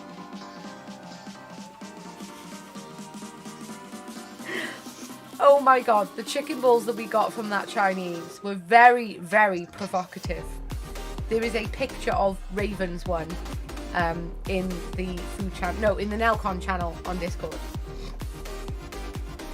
It's definitely worth a look if you're in for a giggle.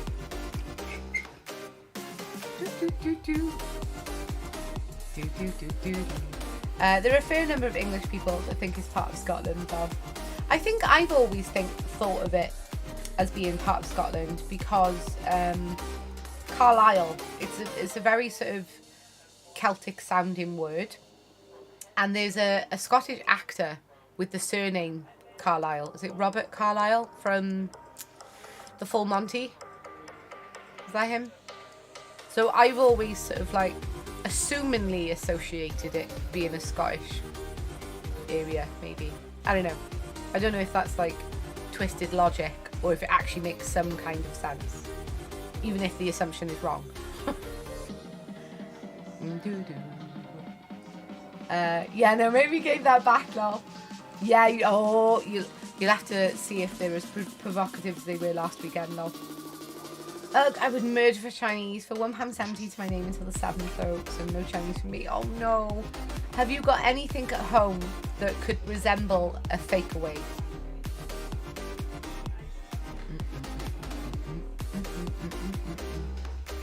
So about that showcase now. Hey, I said we were going to wait, okay, until more people got here. I'm now eating my food. And slowly people are arriving. So once I finish my food, I'll jump onto the Saturday showcase.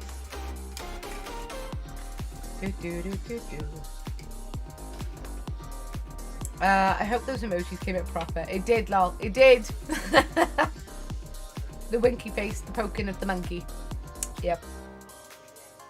Got some chicken nuggets in the freezer. Have you got any rice? Some soy sauce? Mm-hmm. Did you get it?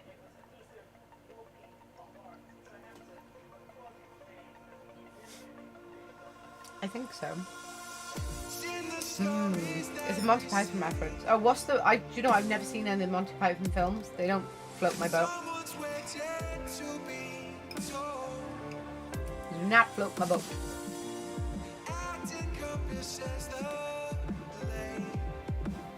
Bunyip, good evening. How are you doing? So I'm just eating my food. I did start painting, but then we got chatting and my hubby brought me my tea. So I'm eating my food. Wink, wink, nudge, nudge, say no more, lol.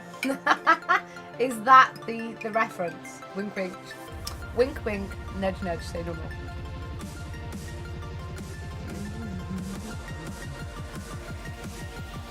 Cool. I didn't know that was from the Monty Python film.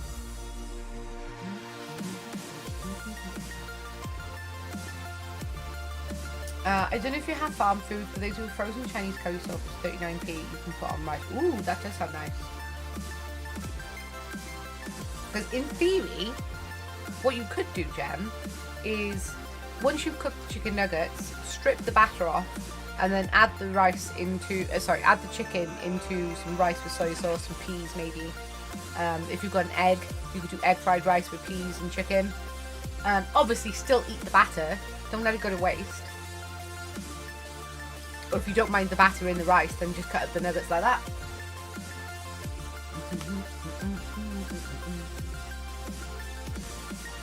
Yes, it'd be long. We do, but I can't go to... I mean, it's probably shut this time of night anyway, being 7 o'clock.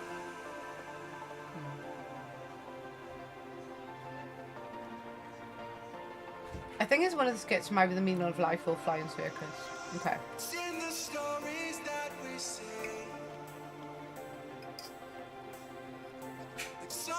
Don't take the batter off. You could just cook them in curry sauce, and it's like chicken balls and curry with some egg fried rice. Oh, yes!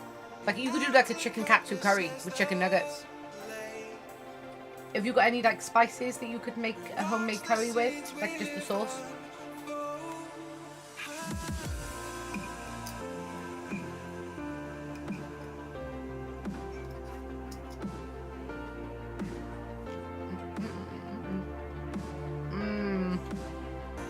Close at 8, which is actually really good, but it's over an hour away. Yeah, so that's a planned trip kind of thing, isn't it? Does it open on a Sunday? But then again, you've only got the £1.70, and you've got to get there, which I'm assuming isn't free either, because, like, you know, bus. Be right, need coffee. No worries, though.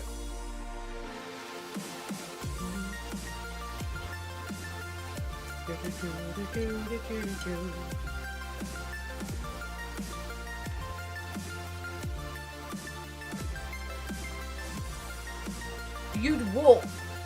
So is it an hour away walking?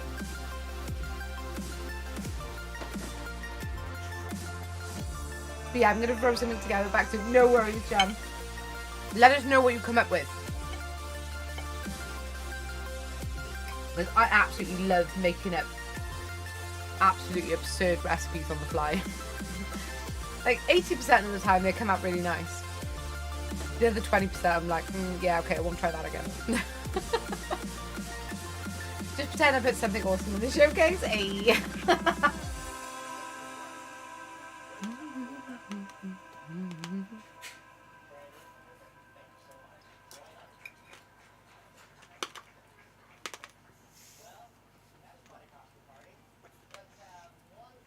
Oh, that was a bit crispy.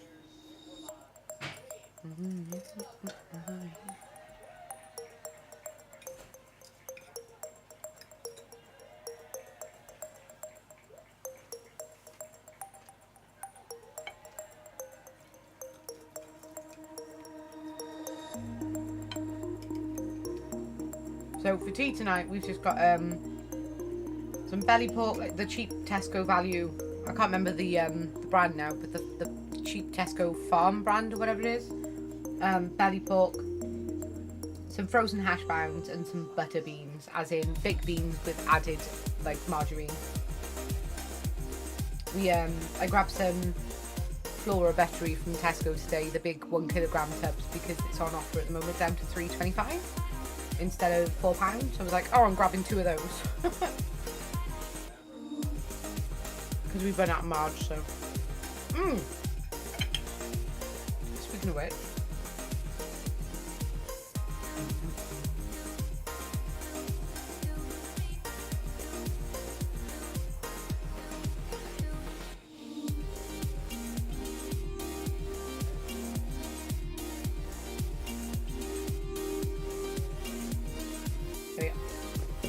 We had a Tesco food shop delivery yesterday, and they didn't send the margarine, but they've charged us for it, which is why I had to buy some today then. So hubby needs to message the Tesco and help chat, and they'll refund it. Ours is open till 9 PM, which is always really good, especially when they have plenty of vegan stuff in like vegan mayo, 29p. At the moment in Asda, it's £2.80. Holy moly, what a difference!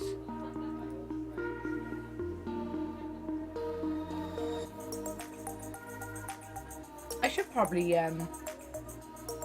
check out the prices of my local farm foods and Lidl as well. The only reason I've kind of stuck with Tesco over the years is because of the Tesco Club Card reward points. But back then as well, like Tesco has not traditionally been one of the cheapest supermarkets, but they've also traditionally not really been one of the most expensive. But now, because of the cost of living crisis and the amount that they're inflating the cost of food, and I absolutely do mean they, as in the supermarkets, because we all know how much profit they've just had off our breaking backs, you know. They're now really, really expensive, as given the example with the vegan mayo from Warhammer. So the trade-off for the points doesn't seem rewarding anymore. Like, I always do the Christmas Savers Club with Tesco Reward Club card. So we're up to like £70 something already. What are we on at the moment?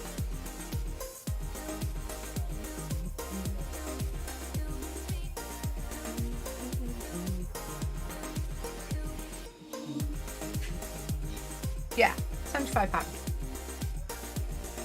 But that is from like the whole year, basically, so far. So I think that would be from December last year till November this year, which is when we get our next statement before Christmas. And then any more points I start accruing after then goes into next year's Christmas Club Card Saver. So like, excuse me, it does work, kind of, but only if,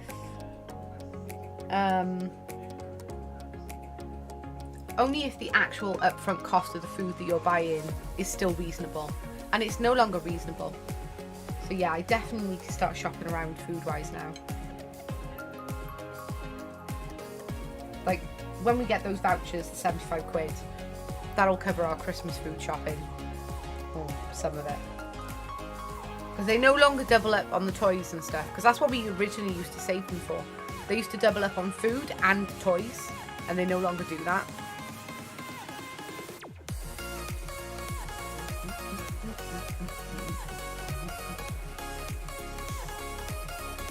I made spag and cheated and used jar sauce. There is nothing cheating about using a pre-made store-bought jar of sauce. Yeah, jar of sauce. Right? There's nothing cheating about that. It's no different from if you did it from scratch. You're just using convenience. And, like, you know, more often than not, you've paid for the convenience in the price of the jar. Plus, you then have jars, glass jars, to use for something. It's not cheating, something made that. Exactly, Texas, thank you. Hubby always says, same, if it makes your life easier, don't feel bad about it. Exactly, it is absolutely not cheating. Tesco computers for schools. Oh my god, I remember those. The school vouchers, I remember those. I can't remember the last time they actually did those. I use mostly Asda, and because of the new rewards app gives you money, not points. I have 50 quid in my Xmas shop. I have started using that actually. But the problem we've got is that the home delivery from our Asda is absolute shit. They're not good. They're really not good. And stupid app. Do you find Warhammer men? Do you use the Asda Rewards app? Because every freaking time I open it, it asks me to sign in again. It doesn't remember my details, and it annoys the shit out of me. Because it doesn't even, right? Doesn't even remember. Doesn't give me the option to, like, you know, autofill or anything. So inconvenient.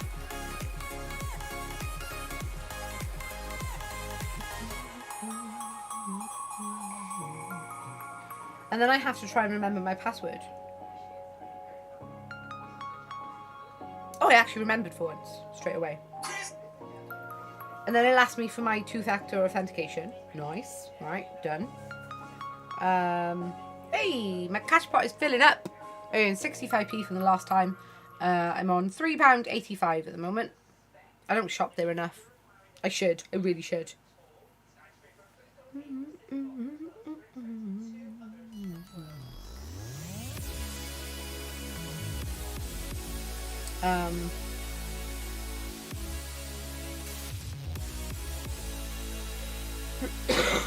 Excuse me. My God. Ooh, introducing the Christmas Saver. What's this? Our new Christmas Saver allows you to plan ahead and save for the festive season. How does our Christmas Saver work? Transfer your Asda pounds into your Christmas Saver and earn extra benefits and rewards along the way. Convert to and spend your Christmas vouchers across Asda and George between November the 23rd and December the 31st. That's not bad.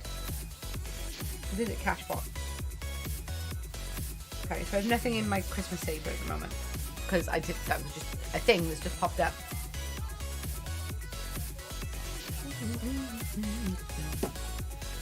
And normally Asda are traditionally cheaper than Tesco as well, but the only thing that stopped me going from Asda was the lack of reward system.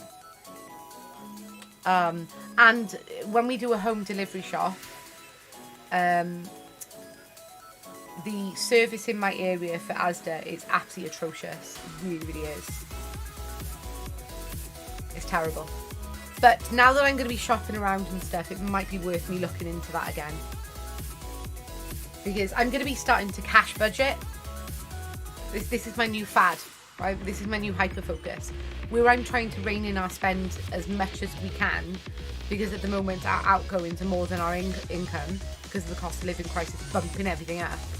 I'm trying to make as many sort of sacrificial cuts as I can for things that are non-essential. And one of the things that I found that will help me with this sort of budgeting is by doing cash budgeting. So I've what was that I just knocked? Not a dog, it was my treadmill. Cool.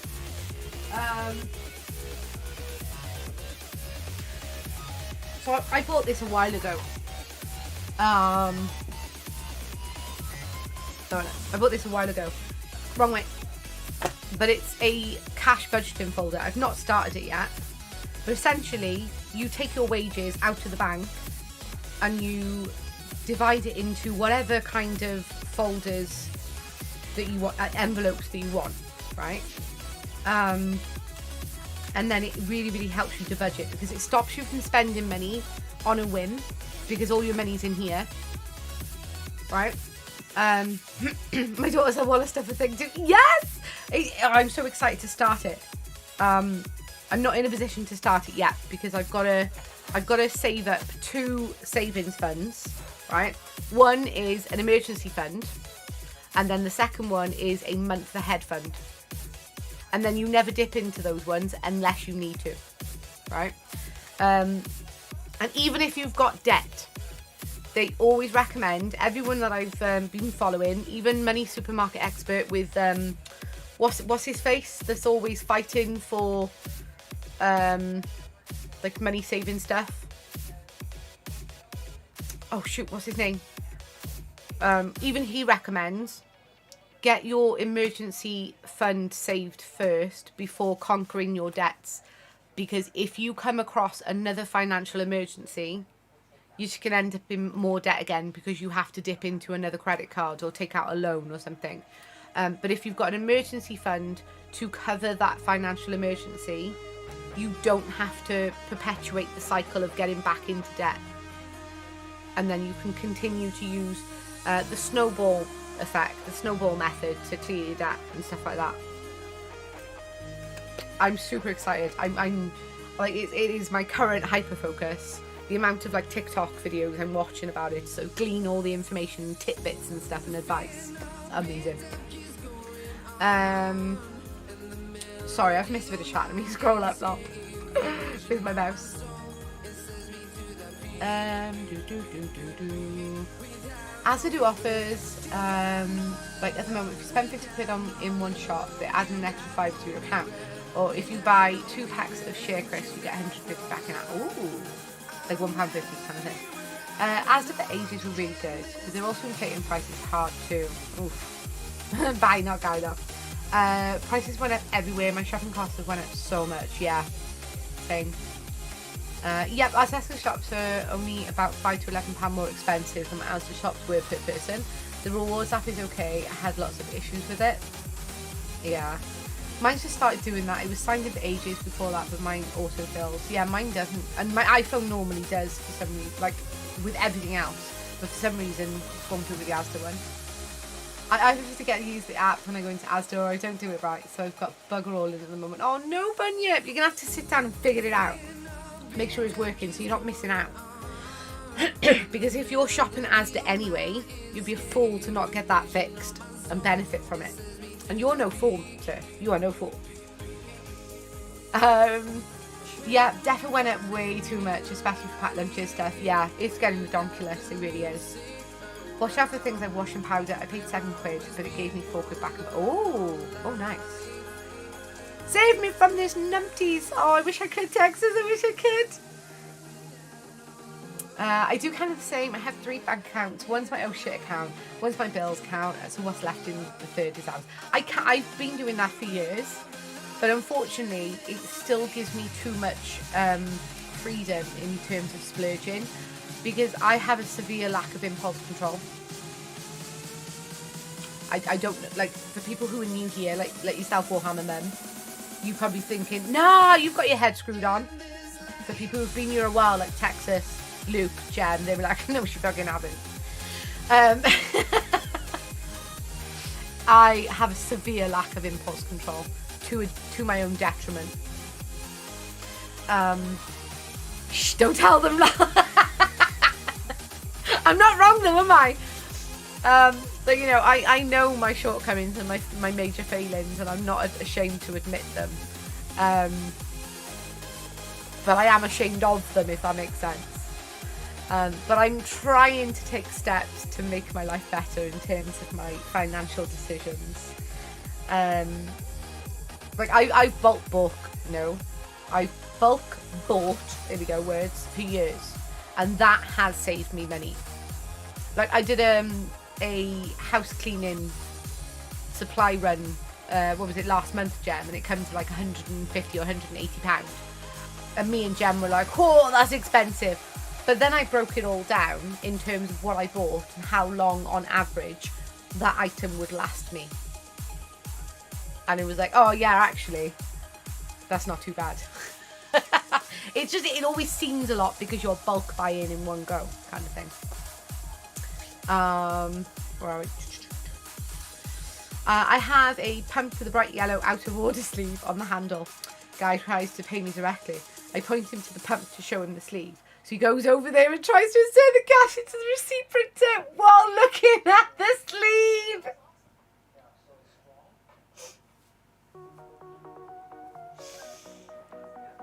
Oh, Texas.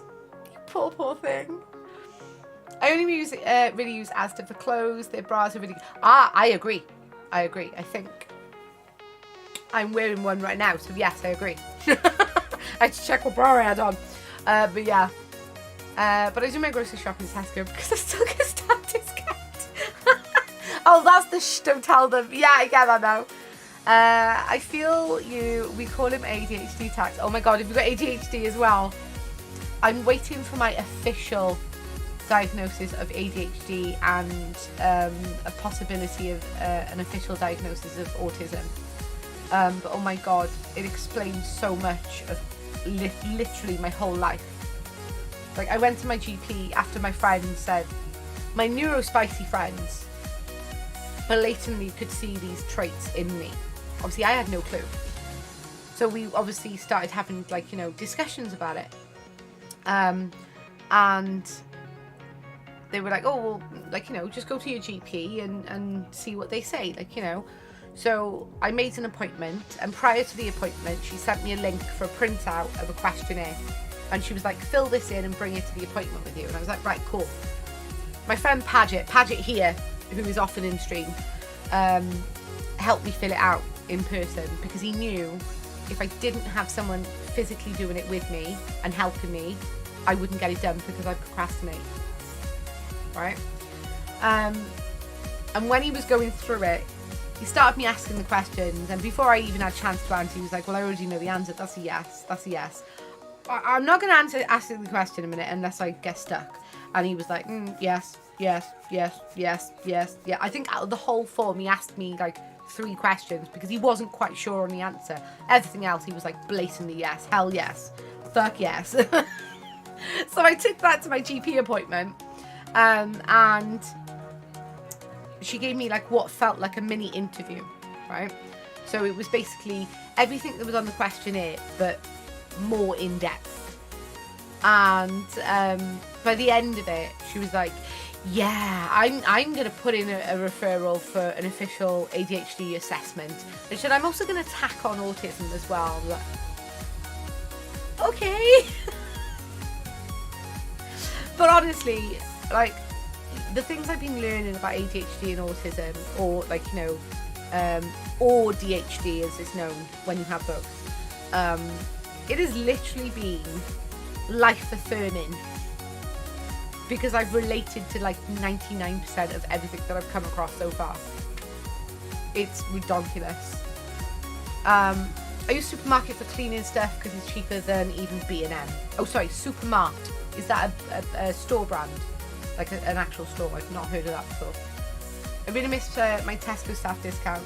The only thing I do miss, they stopped it the day after I left. Oh, that sucks. Really? I left, 5 years ago, easy jam. And still got my discount if I check out online. Bunyip, you should see if you still have it online.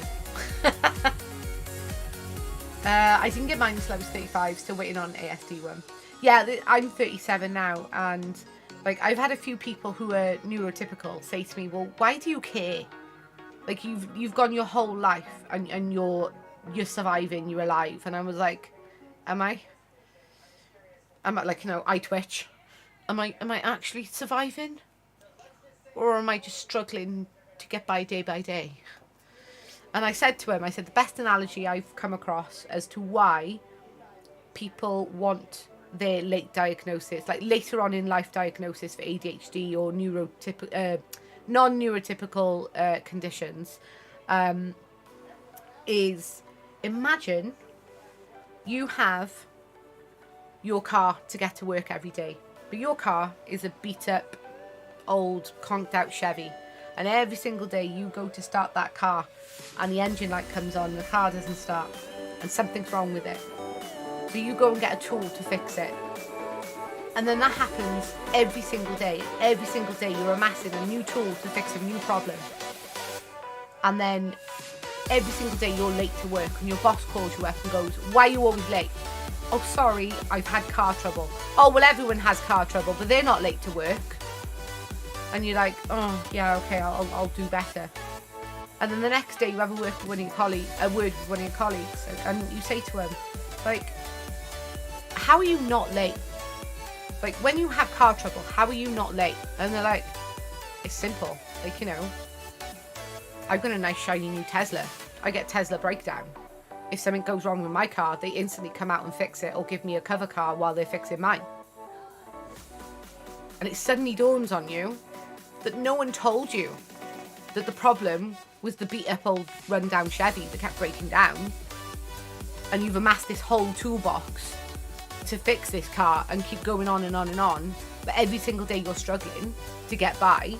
and to achieve what other people seamlessly, easily achieve, no one told you that you could actually have a nice shiny new Tesla and have breakdown cover and not have to worry about if your car breaks down. That is the best analogy. And that is literally why people who have never had an official diagnosis of a non-neurotypical disorder such as ADHD, autism, ASD, lots of different things that are on the spectrum, etc. They are literally struggling day by day. And it is psychologically and scientifically proven that untreated ADHD has a massive correlation with severe mental health depression, and the suicide statistics and things for people who are neurospicy in comparison to neurotypical people, just that one link is massive, because there is a constant internal struggle and battle waging on in our heads every single day. So to get officially diagnosed leads to treatment, whether that be medication, talking therapy, CBT, techniques that will help you accomplish things and overcome your ADHD struggles and things like that. All these things suddenly become available. And you've suddenly just upgraded the shiny new Tesla with those treatments. And you can have some semblance of a normal, not so struggly life. And I absolutely cannot wait to get my official diagnosis, because then I can start whatever treatment paths are available. So I've been on the waiting list now for a little over a year. I was warned by my GP that it could take up to 18 months. So but here's hoping it won't be too much longer. Not be brave enough to try in store. Fair. Yep, me too. Yep, November. I've been there. My ADHD appointment was done on Teams. It was almost 3 hours long. Excuse me. And at the end she said, okay, I'm going to diagnose with ADHD and BPD, and I'll have these meds sent to Canis for you. I was like, what the fuck? Was so confused and just said, okay, yeah. Going through the referral process, my doctor ignored me when I requested an autism referral and thinks that's the end of it. She gonna learn that it had a roll. I look forward to hearing the positive outcome from that November rings. Supermart is online. Oh, Warhammer Mum. If you're on my Discord, there is absolutely no pressure to join. If you're already on my Discord or would like to join, please could you post a link to the Supermart in the live chat channel, pretty please, and I will check them out later. I tend to get most of my cleaning products through Amazon because they have the option of bulk buying. Nah, I tried that ages ago. Oh, I'm sorry to hear that, Bunya. That sucks. No, I'm not just alive. I spent 37 years masking to try and fit into a world that won't change for me. So yes, I want this label so I can be me with less judgment. Yeah, exactly. I want to not struggle on a daily basis with so many things going on in my head. It's as simple as that. Keep fighting, don't let them ignore you. Yeah, exactly.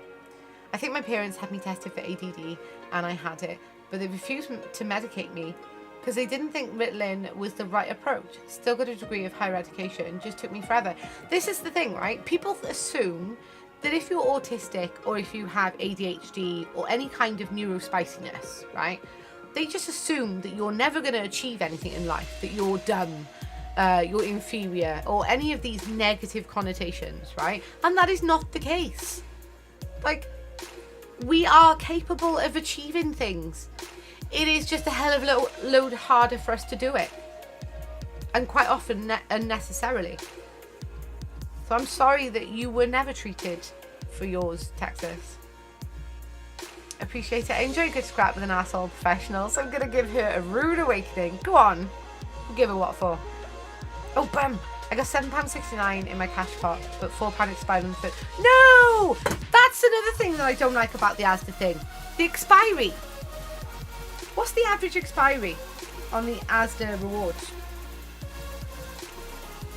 Like, I currently have £3.85 in mine, right? Does it tell me when it expires?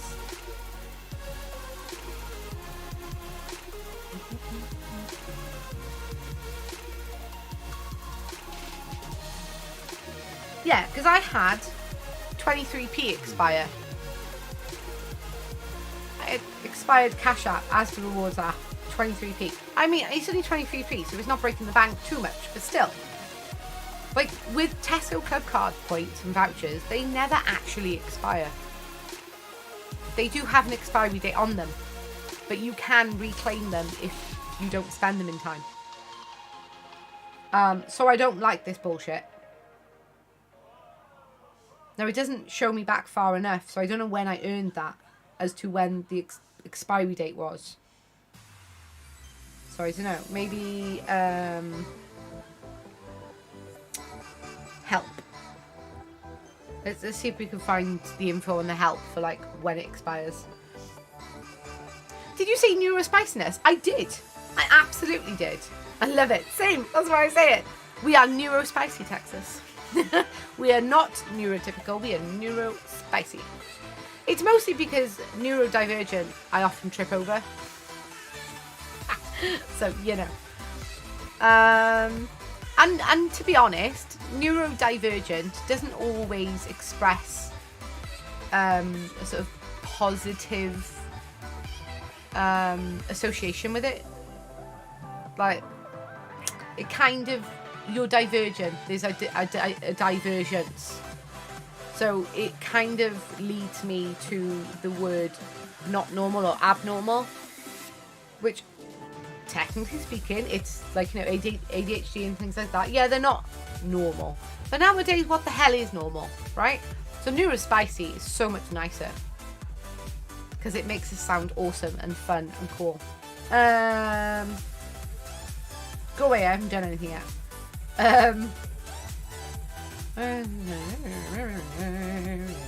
I don't want to learn about the Christmas saver. General information.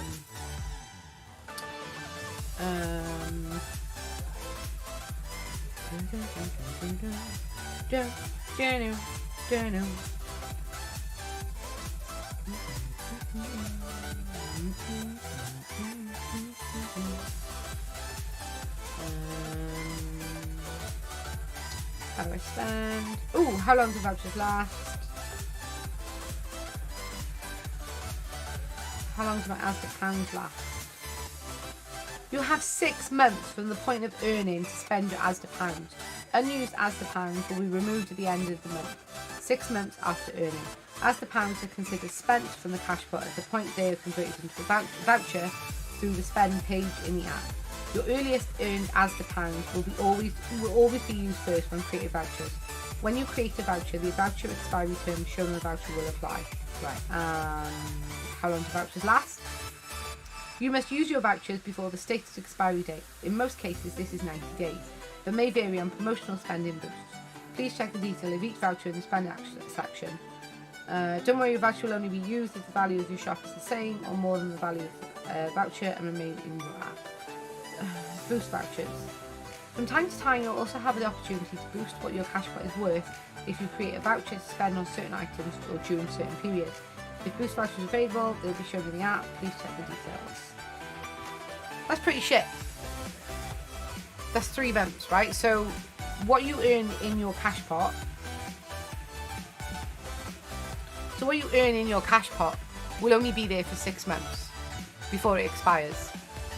And then once you've turned that into a voucher, excluding the Christmas saver cash pot, I'll look into the expiry for that. Once you've turned it into a voucher, you've then got 90 days, which is 3 months to spend it. I don't like that. I really don't like that.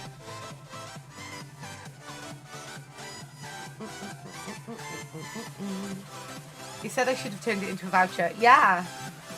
Oh, that's ridiculous. Put it in your access point, it won't expire. Yeah. I should have done that. Link posted for you. Warhammer Mum, thank you so much. I have a friend who gets all the help under the sun for ASD. Yeah, I have to I have to fight to get any help. Psychiatrists and mental health teams say I'm too high risk. It is ridiculous. NHS treatment is very much so a postcode lottery as well. And I think that is atrocious because it should be standardised across the board. 2 roads diverged in a yellow wood, and sorry that I could not travel both, and be one traveller there I stood. I took the road less travelled, and that has made all the difference. Robert Frost. Robert Frost pops up everywhere, like whack-a-mole. Who is Robert Frost? The name doesn't ring a bell. My tutor wrote that quote on a bookmark as part of a leaving gift from college. Aww.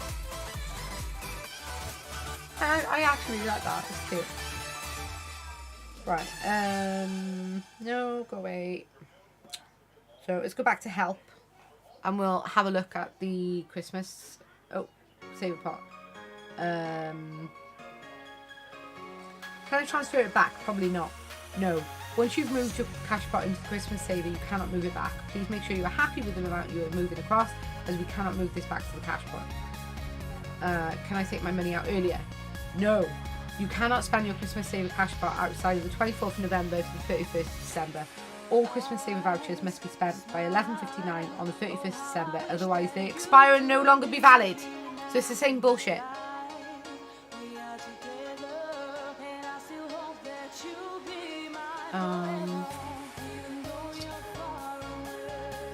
What amount of voucher can it be turned into though? So from the 24th of November, you can spend your Christmas saver cash pot by creating a voucher. Select the spend tab, then select your Christmas saver cash pot. If you shop in store, just scan your voucher to check out. If shopping live, automatically added, blah blah. Right, okay. Right, let me see. Cash pots. Right. So I don't think I have enough. Create a voucher. Let's see if there's a minimum amount. Right. Create reward voucher. Yeah, so it's in multiples of 1, as in £1, which is not too bad actually. So I could create a voucher right now for £3. I'm not going to, because I'll save it in there longer, because I should have enough time for it not to expire, because you have 6 months from the time you earn the points. So I made a voucher back in June. So June, 27th of June, so that. July, August, September, October, November, December. So towards the end of December, these points, or this money, this boost your cash pot. Let's make this weekend even better. Earn £5 in your cash pot by simply spending £50 in a single shop, online or in store. Hurry! Mission ends 11:59 on Sunday, which is tomorrow, right? I don't have £50 to spend. Sorry. I would have done it otherwise. So yeah, these ones will expire in 6 months. And then 6 months from June. Yeah. I don't think I'm happy with that, with the expiry. The Tesco don't expire.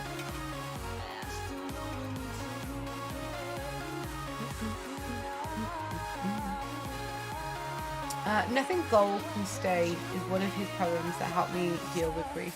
Aww. That's not a poem I think I've heard of. I don't even think I've heard of Robert Frost.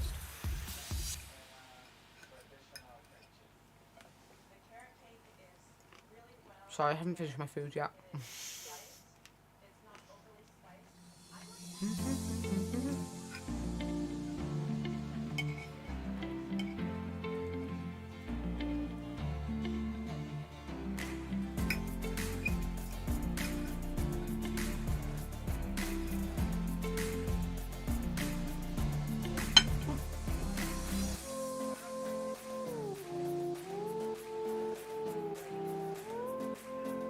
Because I'm just using it to save, to cover Xmas shop, it's fine for me. I used to use the Tesco ones to turn into meal vouchers for date nights, yeah. Author and poet is found in where, okay. Where's he from? And what era is he from? Is he current or past?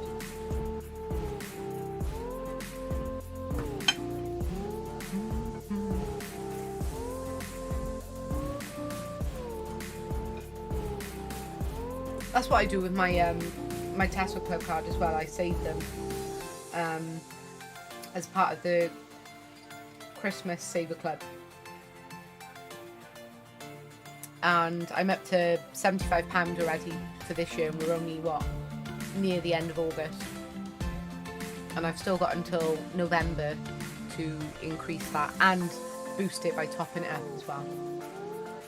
I used to love it though, because they used to be able to boost and double up your vouchers to spend on toys and actual food, but they stopped that.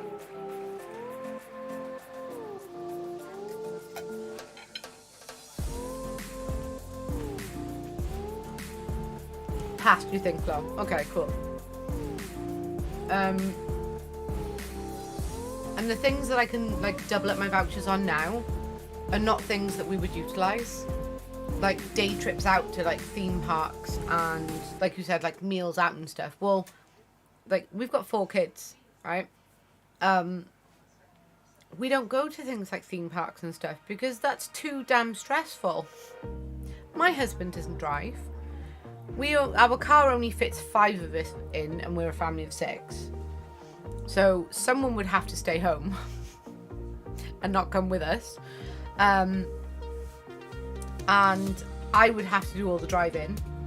And then there's the actual stress of wrangling 4 kids in a theme park or an adventure place or whatever. And that just stresses the hell out of me. Because some of my children are neurospicy as well, and they're waiting on referrals as well. So it's quite difficult. And then even if it's something for me and my husband, like a meal out or something, we hardly ever get the opportunity of free or cost-effective babysitting. Because who the fuck would want to babysit my kids? Who isn't family, you know? So the things that they boost up at the moment, they're not relevant to us, and that annoys me that they remove the toys and the food. The things that are actually freaking helpful. Because we literally, that would be our children's Christmas toys covered every year. And then I think they only actually boosted food for 1, maybe 2 years. The first year was free for all, and the second year they restricted it to frozen food. And then the next year they got rid of it. They probably had too much of a loss, lol. Who am I kidding? This is Tesco. They never make a loss. Used to get 3 times if you did meals or day trips. I don't know if they still do that. I don't know. I've not looked into it for a while. It's called roof brackets now. No. I mean, if I duct tape my husband to the car of the roof of the car, that's not child abuse, right? He's not my child.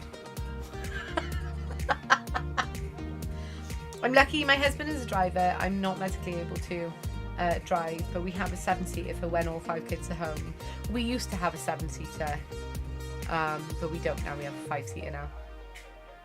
But I have 3 neurospicy kids, and most places do line skipping, etc. If you tell them child has a disability, is that proven though? As in, like, do they just take your word for it, or have you got to prove it? Because none of mine have been diagnosed yet.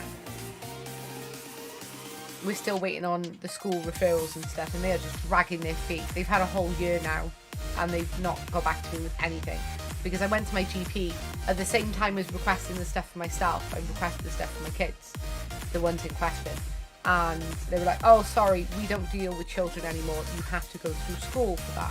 I was like, oh, okay. So I went to the school, and they're like, oh, right, okay, we'll monitor them for 6 months. It was over a year ago.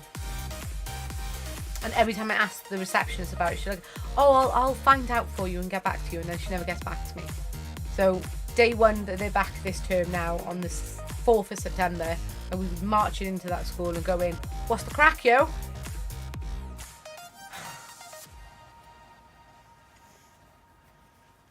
Pretty much.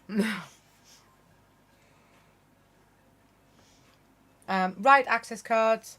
If you have any form of disability, you can apply for an access card online using GP evidence. That's the problem. We don't have any evidence yet. From there, get a ride access card, which puts you in the skip queue, essentially. Like Blackpool, Pleasure Beach, I'm sure you don't need a letter, etc. Some places will want letters, yeah. We get 10 rides for the child using Inky's right access card versus most people only getting 3 to 4 through the whole day. Is that for the queue skipping? That's cool. Evidence from the school of a referral may well count. Well, we don't have that yet because they've not done it either. It's like trying to get blood from a stone. Like, just do your freaking job. It drives me mad. Like, they have the Senko in the school, right? So it's not as if they can't do this.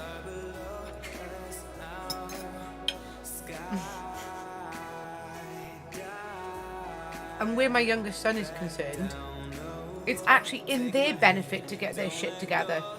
Because one of the, like during the last week of school, before the summer holidays, before they broke up, live on stream, I had a phone call from the school telling me that my 6-year-old son had purposely flooded the fucking bathroom because he thought it was funny.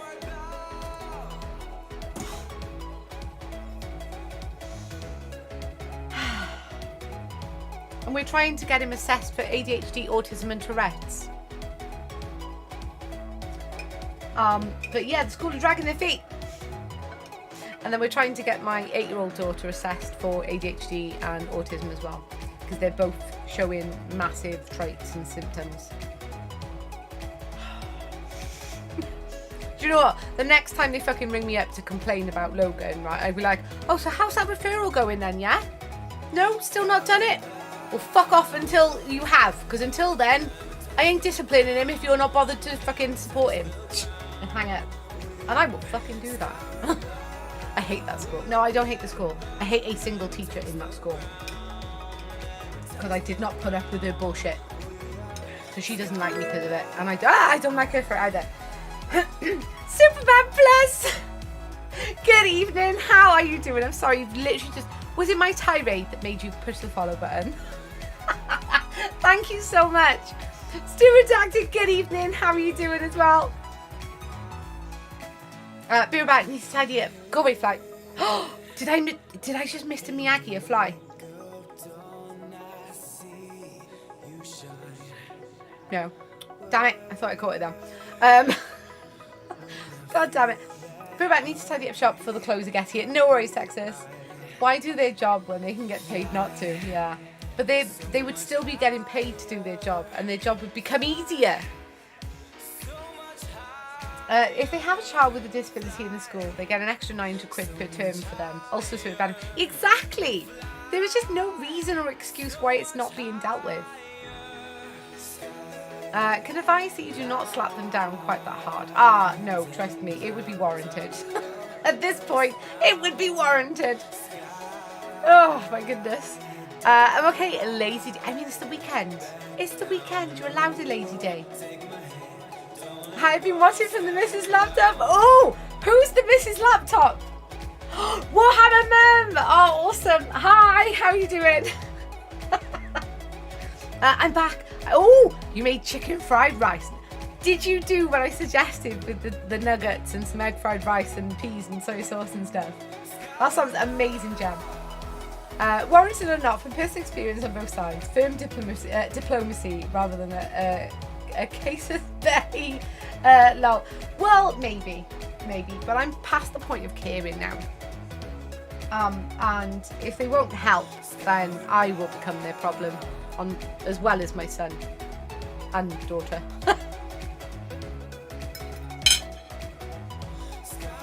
If they think it's bad enough dealing with a neurospicy child, wait till they get the neurospicy parent.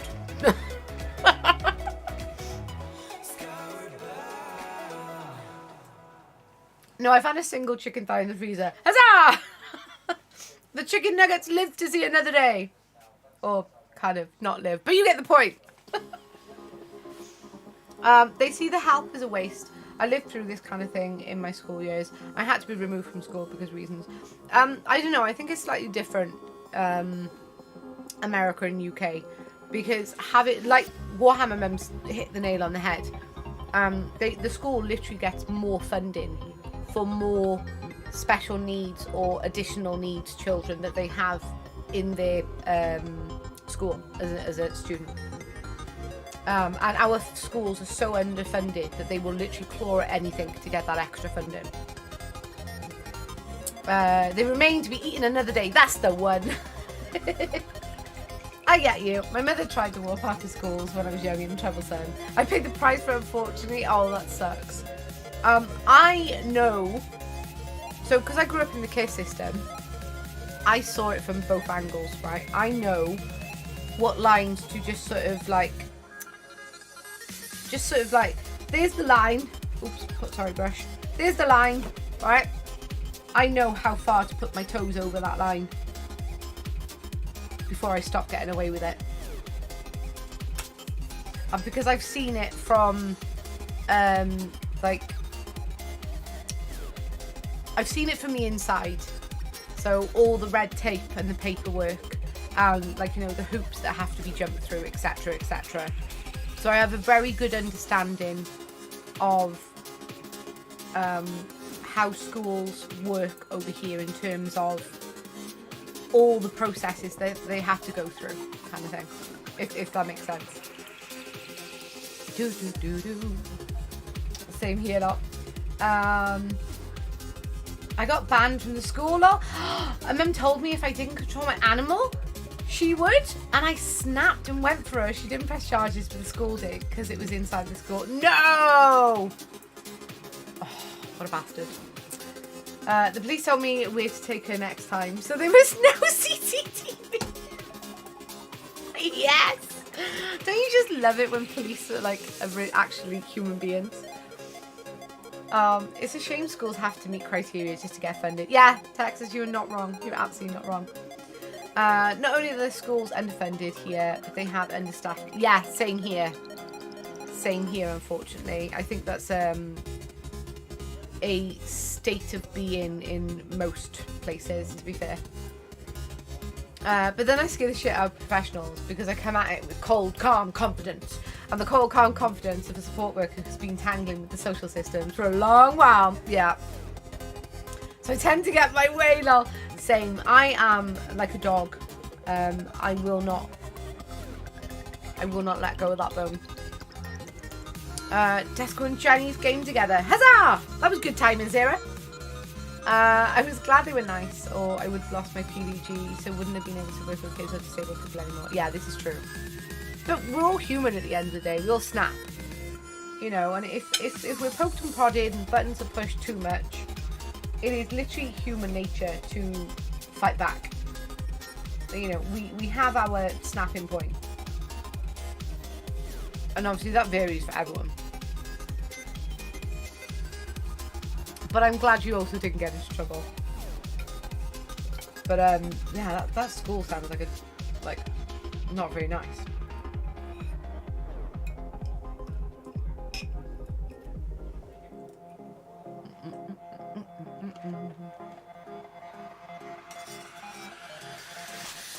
I'm gonna finish my food. In fact, no. I was gonna say I'm gonna finish my food, then go for a break, and then when we get back, we'll kick off the Saturday showcase. However, instead, I will go on my break, finish my food on the break, because then I can eat it like an absolute savage and not have to be prim and proper on camera and to not like offend anyone that doesn't like people eating, etc. Right? And to not show myself up. Then, once I finish my break, I will come back and we will kick off the Saturday showcase. Because otherwise, I'm just going to get distracted by chat. It'll take me even longer to eat my food. Because I try not to talk with food in my mouth. Or at least not too much food in my mouth. So that's why it takes me so long. Longer than normal. Because I take long to eat my food anyway. But it takes me super long on stream to eat my food. Because of those reasons. I have a master's in social sciences. My husband loves it. Looks forward to it when I have a meeting with educational psychologists, because he says it's like a tennis match and he has no idea what's being said. Okay, I'd like to be a fly on the wall in that scenario. So yeah, I'm with your husband on this one. Dad's only wanted 3 chicken balls. Love me! Yes, nice. Well, you enjoy your chicken balls. Hopefully there's no phallic balls tonight. For more context on that comment, go and check out the Nelcon channel. Or is it Nelcon Pics and Vids? I don't know. One of the Nelcon channels in Discord, right? It'll be worth your while, I promise you. Right, I'm going to go on a quick BRB.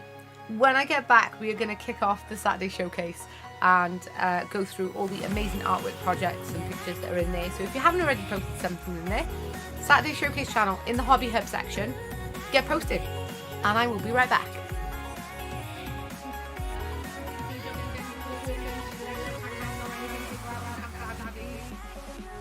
Thank you.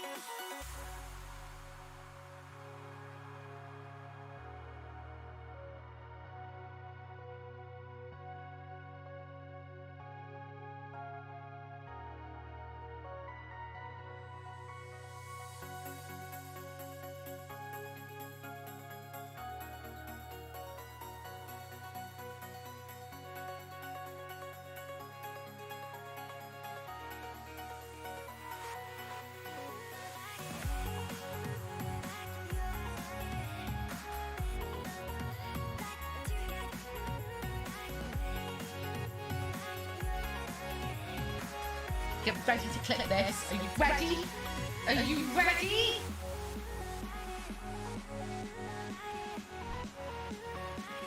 Yes! Ba-ba-ba.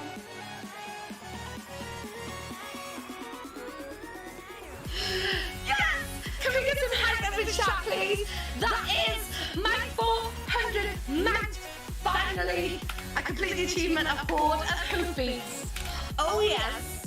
Do do do do do do. 400 mats. Oh, I'm so excited! Yes! Oh my goodness! The first thing I do, wait. Oh, these kids! She stopped herself from saying it then. But that. Well, he's working.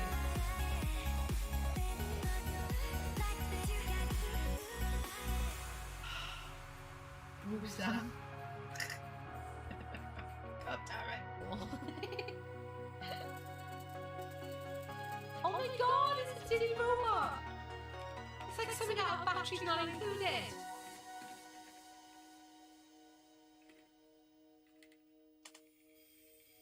Oh my god! Hands up in chat, who has seen Batteries Not Included?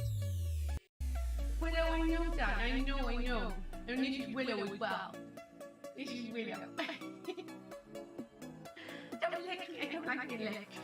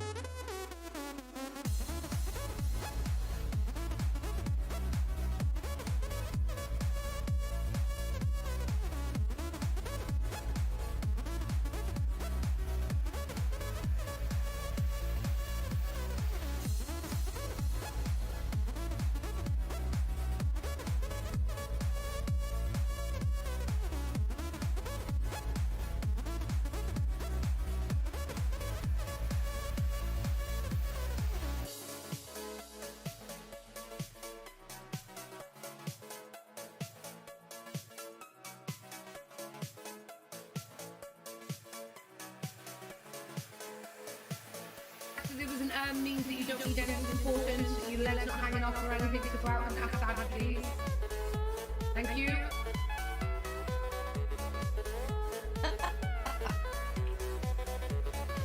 Holy shit! What the hell is happening in this kitchen?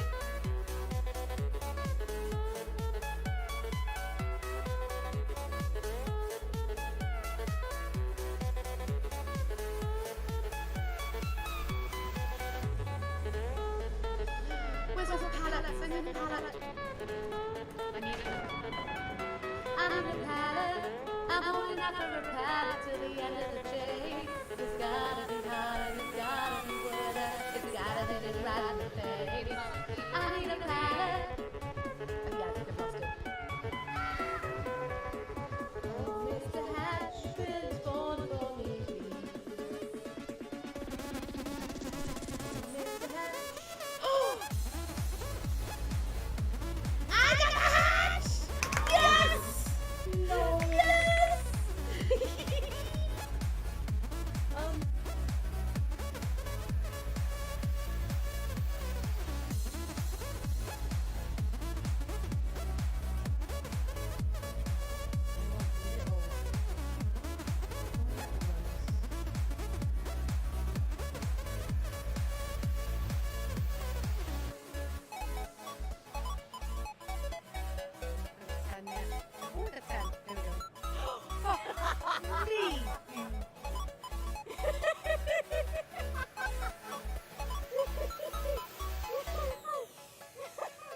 Somebody on stream, please clip that and the whole thing. And oh my god, it's the Diddy robot. It's like something out of Batteries Not Included.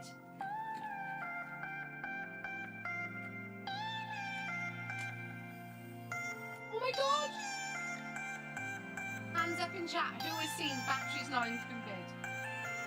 No, I did. He had his head chopped off because it wasn't big enough.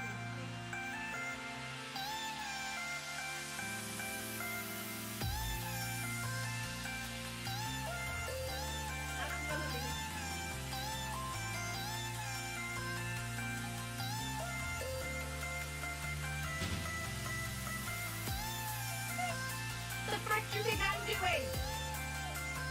Oh, these kids! She stopped herself from saying it then. But that's where he's working.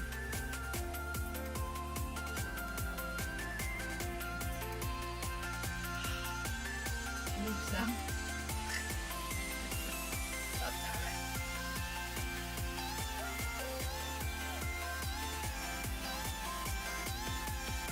Here's a big crab. It is my bird hand.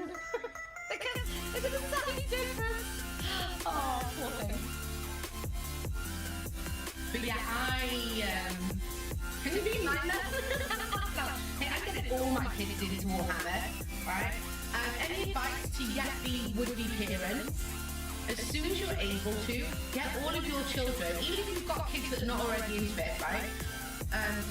Get your children into Warhammer, because they'll get so addicted to the plastic crap, they'll never have enough money to buy actual crap. Parenting 101 with Nell. Get ready to click this. Are you ready? Are you ready?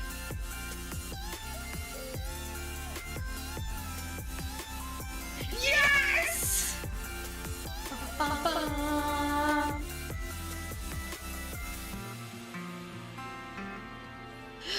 Yes!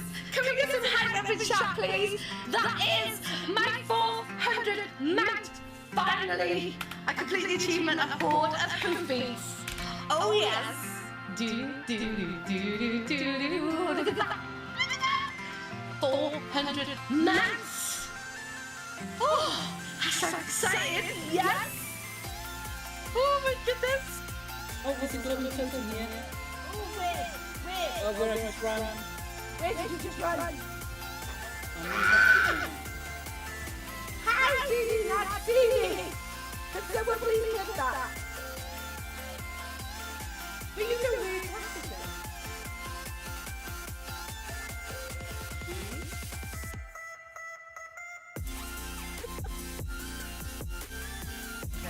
In sleep he sang to me, in dreams he came.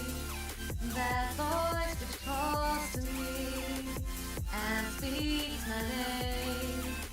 And do I dream again?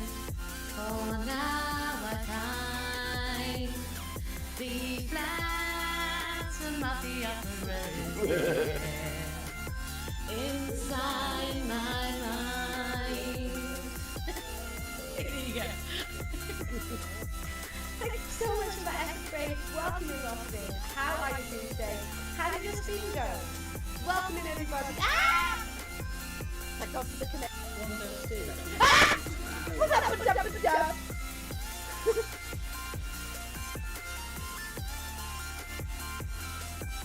Yeah, come downstairs with... Can't say no, yeah, the right foot will get yeah, I know, right? Like, you know, I kind of took over Marinara, but I can say that Many years later was because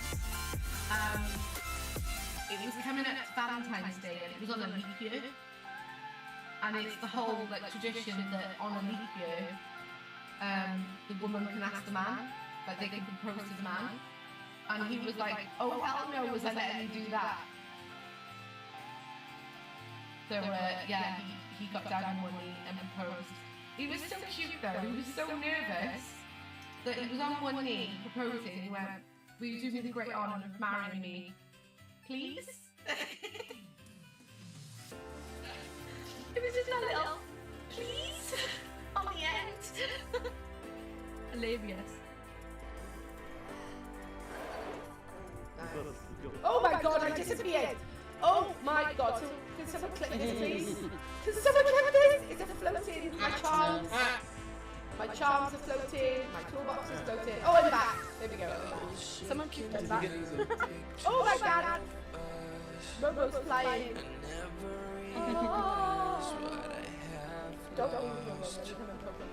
Now I know it and it is so insane.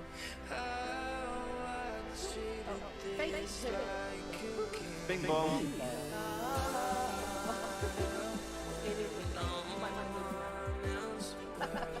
There's no shared affection. So let's try again.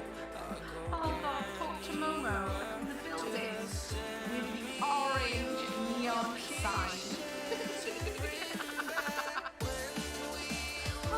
That's the logo. Oh my god. No. Yes, I'm very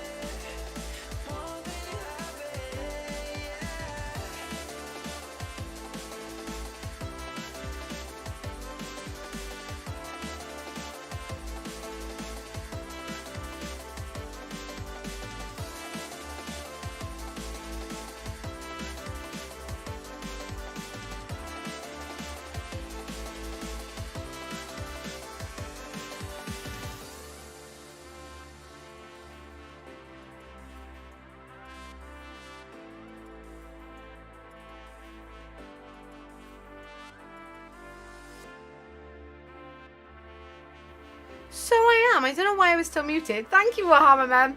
My thing didn't unmute me when I came back. I'm sorry. So we're going to kick off the Saturday showcase. Doo-doo-doo-doo. Can you all hear me now? My OBS is picking me up now. Doo-doo-doo-doo-doo-doo. You're welcome, Lottie. Nice. Okay, now. Phew, thank God for that. I don't know why. Apparently my Stream Deck button did not unmute me when I came back. Never mind. Never mind. I mean, hashtag pro streamer, yo. Okay, so kicking off the Saturday showcase this week, we have Texas. I talk so much, I'm muted. Oh, it's a bane of like pretty much every streamer. Right, good night. No starting, how do you feel? Have you come in for clutch as well, below? As well. Yes, I am.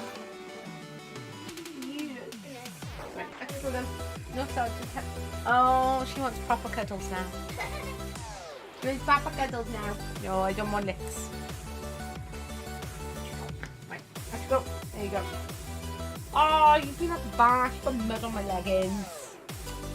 Ugh. Damn dog. Damn dog, lol.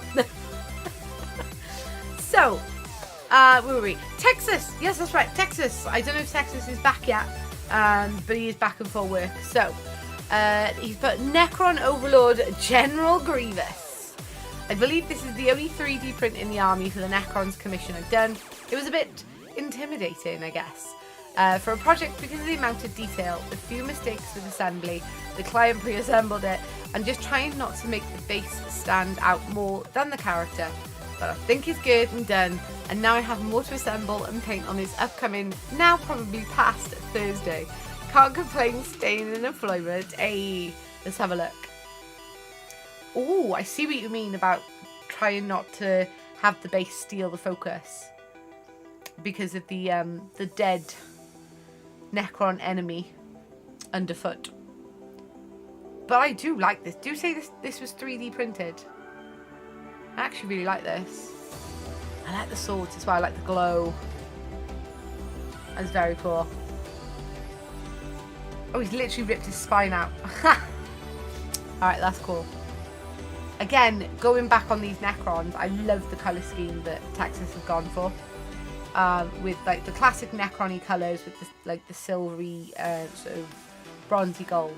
But then also the white on the head. I really, really like it.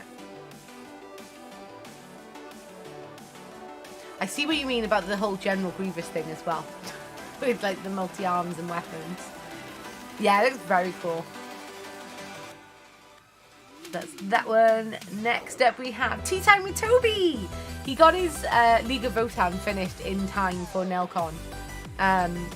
And he brought him with him and played at Nelcon against Dan and his minis with his Silver Templars. I think Dan won though. So sadly, as gloriously painted as they are, they did not take the victory on the day. But I'm pretty sure they both had fun playing regardless. And I love the colour scheme of these. This is, I want to say, Voluptuous or Voluptuous or something. Pink. It's one of the contrast colours from GW. But what he's done, he's painted Lead Belcher and then painted the Vol. I can't think what it's called. It's the one contrast I don't have because it was out of stock when I bought all my contrast. It's like Voluptuous Pink or something like that. If Toby was here, he'd be able to tell me. But they look absolutely amazing. Oh, blurry pick, but we can still see it. And I love the blue visors and stuff as well. For me, it's the little sort of quirky details. Next up, we got Gene Slicer. I actually said his name right. Vulpus Pink, that's the one. Thank you. I can never remember what it's called. And I think it's because it's the only contrast I don't actually own. So Gene Slice I know deals with a lot of 3D prints as well. But I don't know if this is 3D printed or if this is from like Shatterpoint or one of the Star Wars games. Either way, this looks incredible. And I love the contrast in like the white Stormtrooper, the classic white Stormtrooper armour. with the bits of like the reddy orange. That is very cool. And I do not know the name of this, but I'm guessing it's some kind of Star Wars droid. Please fill me in if people know. Very clean looking. I like it, yeah. Star Wars Legion by the looks. There we go, thank you. They are very cool. Oh, there we go. Next up we got Toby as well. Now I cannot remember what this is called, but I'm just going to call it, for now, I'm just going to call it a land speeder. But it's from the League of Votan as well. And again, that awesome Vulpus pink, contrast pink colour scheme coming into play. And the way he's painted like the glass as blue. I really like that. Because I don't know what that orange one is. No, I don't either. They may be 3D printed, because I know Gene Slicer does do a lot of 3D printing. Hecaton Land Fortress. I knew someone would come to my rescue. Thank you, Fia. It's a space camper van. Yeah, I like that as well, Joe. But this looks amazing. I got to see this in the flesh at Nelcon as well. And the pictures do not do it justice. Hey, we were talking about him earlier, lol. Although that face kind of transforms and doesn't look like him anymore. That's weird. That is so weird. Oh, it's because it's a reface app. That's why. So it's not actually Robert Downey Jr. at all. It's made to look like him, but I think it's maybe someone else. No, I just find it funny. We were talking about him earlier. I'm rubbish with it. Oh, I am absolutely redonkulous with all the names. I barely even remember the names of my own army. I don't know, it's this model. So yeah, that is a mood. There's absolutely a mood. Oh, some more League of Votan from Toby. I'm guessing this is one of his captains. That looks really cool as well. Pretty much anything that's blue, pink and purple always work really, really well together. There you go, the rest of the squad. It is mad how different this pink looks. Simply because he's painted it over the lead belcher as well. He looks like the Marvel guy with a gem in his forehead. Are you on about Vision? Paul Bettany. He has large testicles. Sorry, testicles? Where the hell did I get testicles from? He has a large tactical rock. He must be important.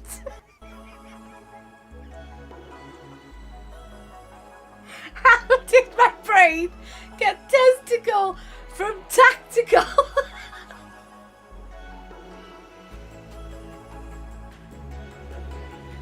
Just kill me now. Oh god, I swear you can't take me anywhere. I mean, he might have testicles. God damn it. You cannot take me anywhere. Easy death. Oh god, I wish my brain would work. Oh god, I think that's probably one of the worst. The funny thing, I was not thinking about testicles at the time either. So it wasn't even a Freudian slip. It's just my brain being a dick brain. Quite literally. Oh god. Then we've got Dan and his minis with his silver Templars. Oh my goodness. I bet. I've come up with some corkers, but that I think is my worst. Is this, Fia, you'll know this one for sure. Is this an apothecary? If I've said it right. It's a word I struggle with. Oh god, my life. But I'm loving this as well. Again, I got to see the Silver Templars in the flesh as well. It is! I got it right! And I actually remembered one. Fetch me that last testicle rock. Oh god. I still have him to paint. He's done it so well, he has. Apothecary Biologist. There we go, thank you. I knew you guys would come to my rescue, so that's cool. I never know the names. But I really like these. And these are really cool in the flesh as well. Because again, these are Dan's minis that he played against Toby with his League of Votan. So I got to see both of these Arby's in play on the table at Nelcon. That was really cool. Oh, next up we've got Fear. And oh, he's been doing some emote whips. Oh my god, my brain is not engaged tonight. Oh, I like where this is going. Is this for your Twitch channel? Wait, no, Fear. Have you started streaming on Kick? Did I see a notification come up the other day or the other week? But I wasn't at my PC. I didn't dream that, did I? I mean, I could have. I just call him Medic. I mean, Medic totally works as well. Sounds better, like, it sounds more accurate than Apothecary anyway. But I really like those. I really like those. I'm looking forward to seeing them spammed in your chat. You have, these will be for Kick and Twitch. Let me make sure I am following you. And if everyone else could do the same as well, guys. Oh, I already am following you, which is why I got the notification, derp. But guys, make sure you're following Federico, okay? He's a fantastic artist. Are you streaming miniature painting as well, or just this kind of art? Or whatever takes your fancy. I saw the nids off, but not really had a look into the Leviathan box yet. Fair. I've got the Leviathan box. I've built all the Tyranids, but I haven't touched the Space Marines yet. Facepalm again. This is me, Jem. You know what I'm like. You know what I'm like, pal. Where are we at next? Next, we've got Texas. Oh, excuse me. I cannot clear my throat. This is something different from Texas. Legos are what kept me sane sometimes, especially when I can build different worlds that I enjoyed growing up with. That can be HP, Star Wars, cars, Lego City, planes, trains and automobiles. Don't forget the submarines and spaceships as well. What a wonderful medium to express yourself with. Always gets me into the zone where I can chill out and unstress my mind. I absolutely adore Lego as well. My mum still has the Lego that she bought us as kids. It was just like generic Lego. My brain is on one tonight. But it was like legit Lego, but it wasn't like themed. It was just like generic. Knowing what you like doesn't make it better every time. No, it doesn't, love. But it makes for some really funny, amusing moments. So there's that. It's a trade-off, okay? It's a trade-off. Oh, I like this one as well. I like that they've started sort of incorporating pictures and stuff into the Lego sets. That's cool. Like there's more sort of like stickers and things involved with it, so you can sort of design them as well. That's cool. Do. That looks awesome. I've not done Lego in a while. Family photo of the 1K Scarlet Squat Force from Toby. This was taken. You'll have to like angle your head to see it properly. But this was his army taken at Nelcon, because that's on one of the Giga Treat tables. That's cool. That's Jem Hadar's Blood Bowl set that he was painting up there. They absolutely look amazing. Next up we got Texas, Commander Cody's clone brothers from Star Wars Shatterpoint. Oh, I like that. I like the scale on the Shatterpoint as well, because the Star Wars Legion was a lot smaller than what I was used to in comparison to Warhammer. But Shatterpoint, they've gone bigger than Warhammer in terms of scale, which is actually really cool. I've managed to see some of the models in the flesh when I met up with Lurch and he brought a load that he built. So that's really cool. Yeah, very clean looking and nice. I like the colour scheme as well. And like white can be a pretty hard colour to paint as well, because it can often look flat. because it's like somewhat hard to shade or to sort of have like definition. But that's something Texas has never failed at. He's always really good with like bringing that sort of 2D-ness to 3D-ness with white. I think he did one of the Marvel Crisis Protocol characters, Kingpin. Like Kingpin's got that his like classic, I hear my mouth, his classic hairsuit. Hairsuit? That's because I literally took a hair out of my mouth. A white suit. And I remember he painted that up and it was so good.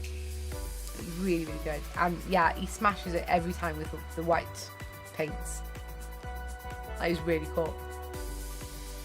Even the simplistic paint job on the base as well. It makes it pop.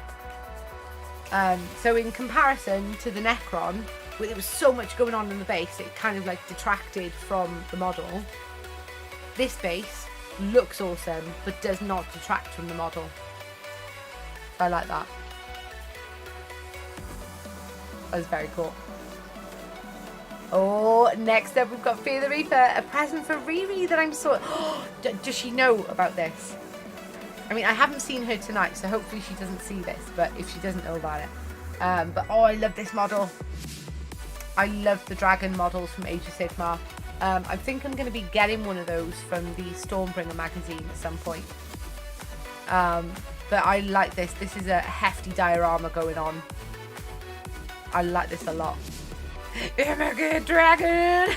Yeah, I knew Jen would be all over this. She does. Oh, phew, I got for that. But yeah, oh my god, I love dragons. I think the only person that loves dragons more than me is Jem. Jem is obsessed with dragons, so like next level. I want one. Love. Oh, we got one with issue 16. Really? I haven't got to issue 16. I've only completed issues 1 and 2 because I'm doing it in triplicate. So I'm doing 3 copies of each magazine. So essentially, I have actually done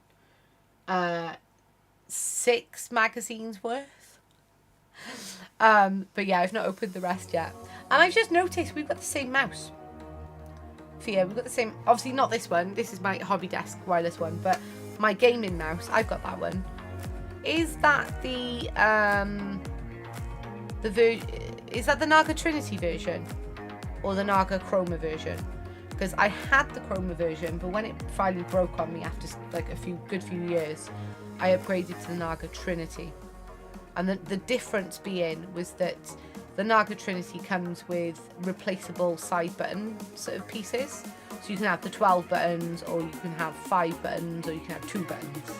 And they're magnetic, so you just like pop them on and off. True, lol. Those ones are outside of my budget though. Fair. You get it if you're on, I am on premium for all 3 of them. So potentially I will have 3 of them.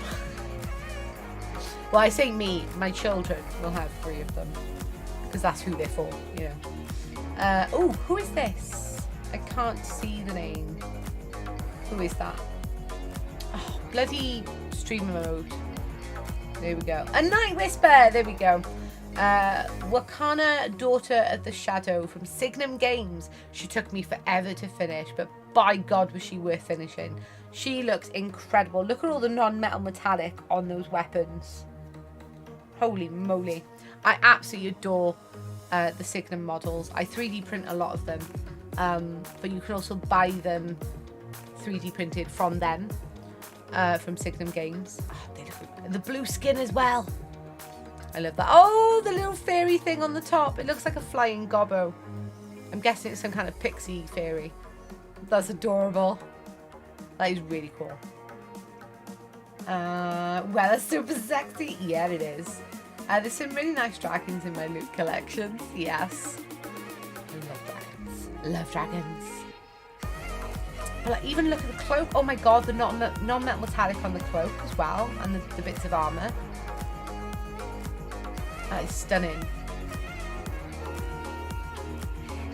And I love the yin yang on the hat. That is amazing. This person at my door, I don't think so. Holy moly.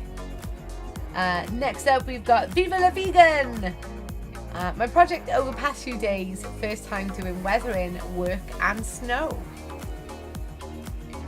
When it loads. Welcome back, Texas! We are partway through the Saturday showcase. We've seen your Necron, your General Grievous, and your Lego, and your Star Wars Shatterpoint guy. And they all looked amazing. The detail on the hat is awesome. Yes, it is. But yeah, how long have you got left in work, Texas? Hopefully not too long. Someone will be in to take over soon. I like this as well. And I like the snow effect. But something I always forget to do is to incorporate the location somewhat into my model. I always sort of kind of forget. So she's on like a muddy sort of soily type base, right? But there's no mud or soil on her. It's as if she's not come into contact with that planet environment. Like, my models are always like pristine and not battle damaged or just like dirty. And I always forget to do that. Oh, I'm out. That's just it. Are you Viva la Vegan? Chilling in my car, letting the AC run. Oh, nice. This looks amazing, Warhammer Mum. So yeah, the work you've done on the snow is amazing. I love that. And the weathering on the wheels as well. You can see like the, what's it called? The verdigris. I think that's what it's called, right? The verdigris. That looks super, super cool. Is it, let me see if I can remember the chapter name. Is it Iron Fists? No, not Iron Fists. Yes, no, not Iron Fists. The yellow guys, Imperial Fists? Something Fist. Is it Imperial Fist? Is that the chapter that you've gone for? You are Viva la Vegan. That is actually a really cool name. This is a cool handle. And I love the background that you've chosen for this as well. As if to say, yes, this is the planet that they're currently fighting on. Oh, I really like that.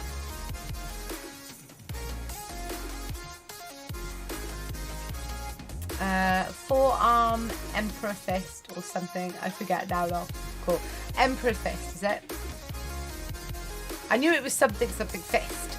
But I never remember all the different chapters. There's so many to try and remember. And then I mix ones up because there's similar colour schemes and yeah. But that looks amazing. I really, really like that. You did a fantastic job on the weathering, on the snow, everything. So the fact that you've said in the post that it was your first time doing the weathering and the snow effect, you nailed it. Absolutely nailed it. Next up is Gem. Command section for my Balassian army. Oh, for Kings of War. STLs from Highland Miniatures.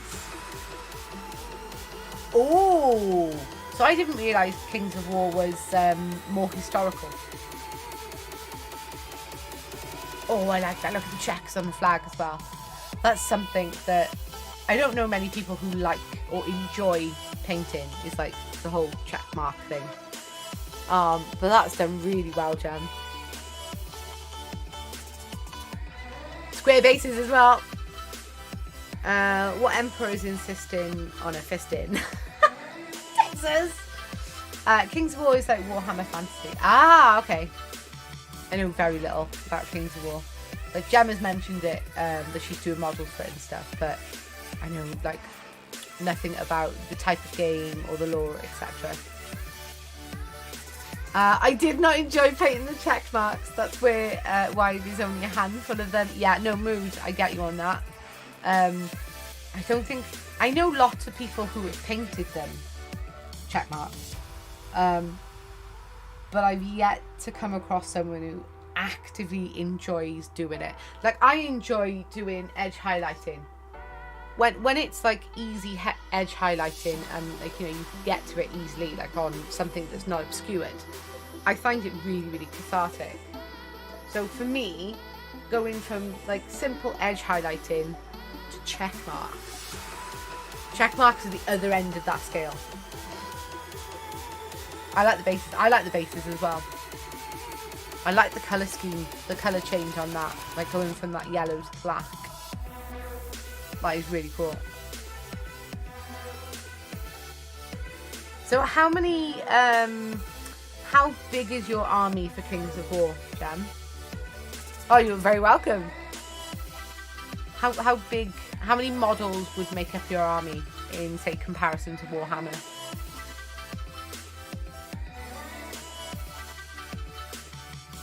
I do really like those. I'm looking forward to seeing the rest of your army as well. Oh, and a critter I'm working on. What does this critter have a name, Jem? Now, Jem, along with dragons, Jem also really likes things like dinosaurs, like the whole prehistoric theme going on. So she's come out with some right corkers in her artwork over the last, like, how many years have I known you? Easily 4 to 5 years, I think. Easily. Like end of 2018, I think we met through Twitch. What's that? What is it? Pissicosaurus? Is that an actual word? Or have we just made that up, Texas? Right, there is 3 heroes on foot, 1 hero on a dragon, 18 men at arms, 40 mounted knights, 6 Pegasus knights, and 2 trebuchets. So that's what, 120, 126, 129, and was it 2 trebuchets? So what's that? 131 models! Holy bejeebers! And 12 armoured ogres. Oh my god, so what's that? 131, 141, 143 models. So that's a sizable army then. It's a blending of genetic homonyms? Homonyms? What? Now you're just being mean to me. What's a homonyms?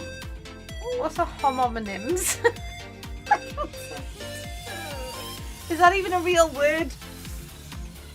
That's the list anyway. The army's 3 models right now. Hey, you got to start somewhere, right? Homonyms. Homonyms. What's homonyms? What's homonym?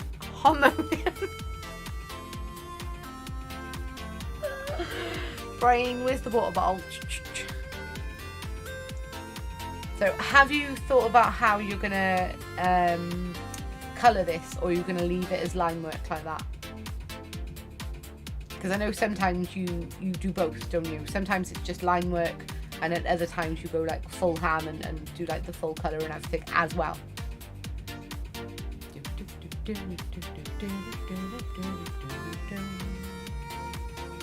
I like that. And that is the end of today's Saturday Showcase. We are all caught up. Not bad going, considering I didn't do it last week because I didn't even stream because I was away for NelCon. So not bad going, not bad going.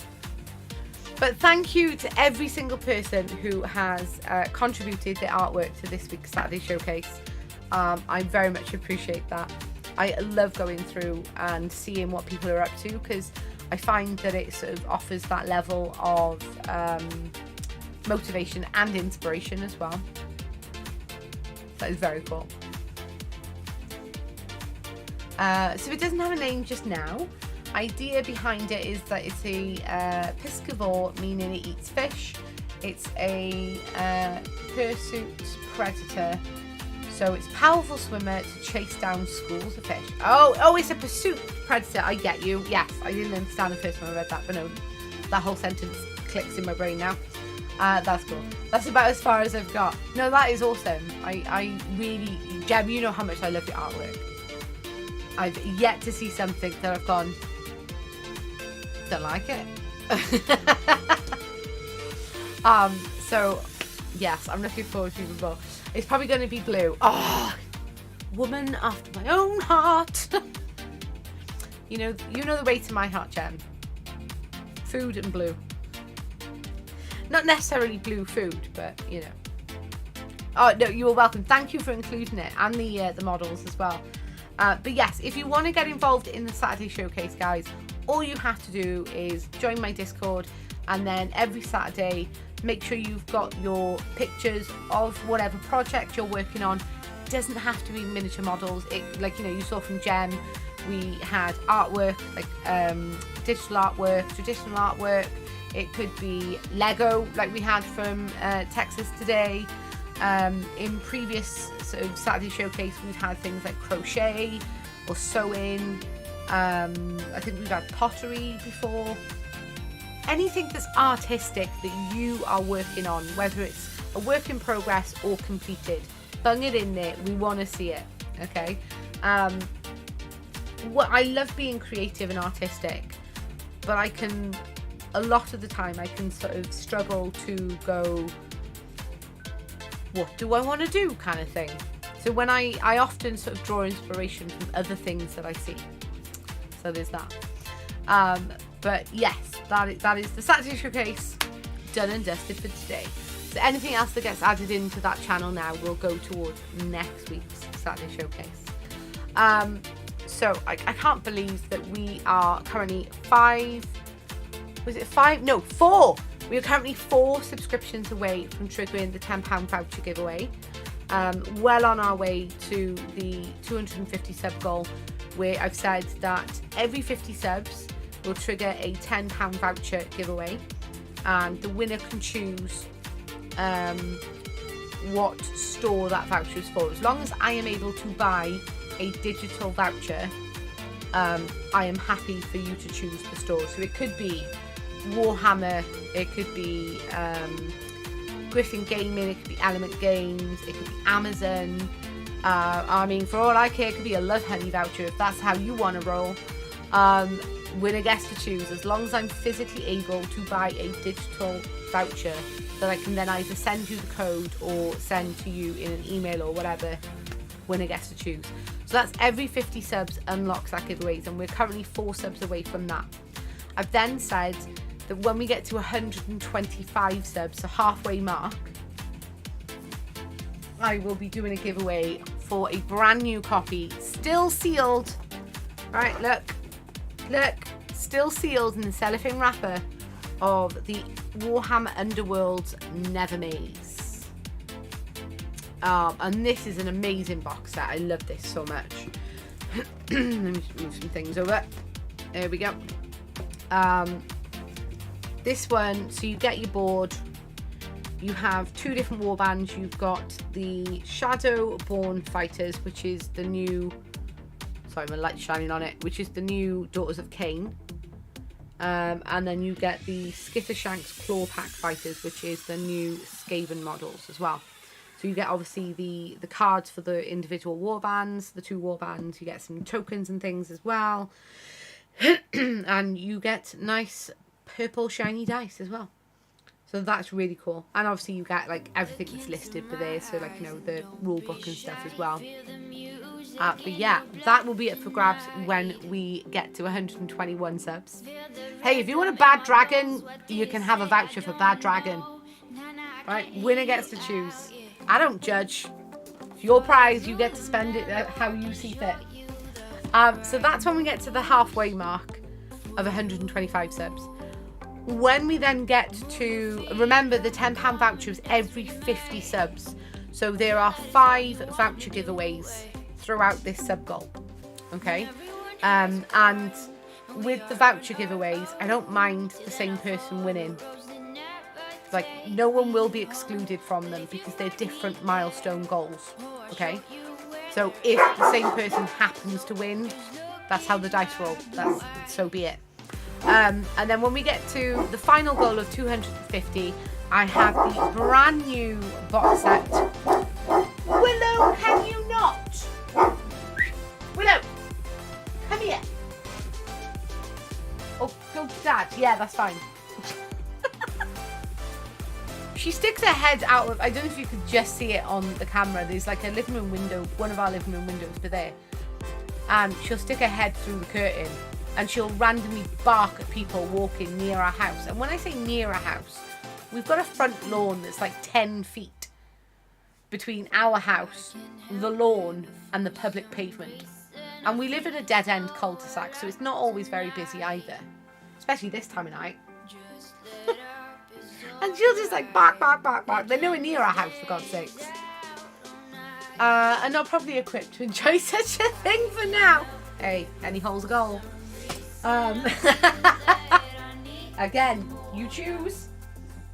Now, this is my copy because it's easier for me to pick up and show. I've got like a dog ear or something in my mouth.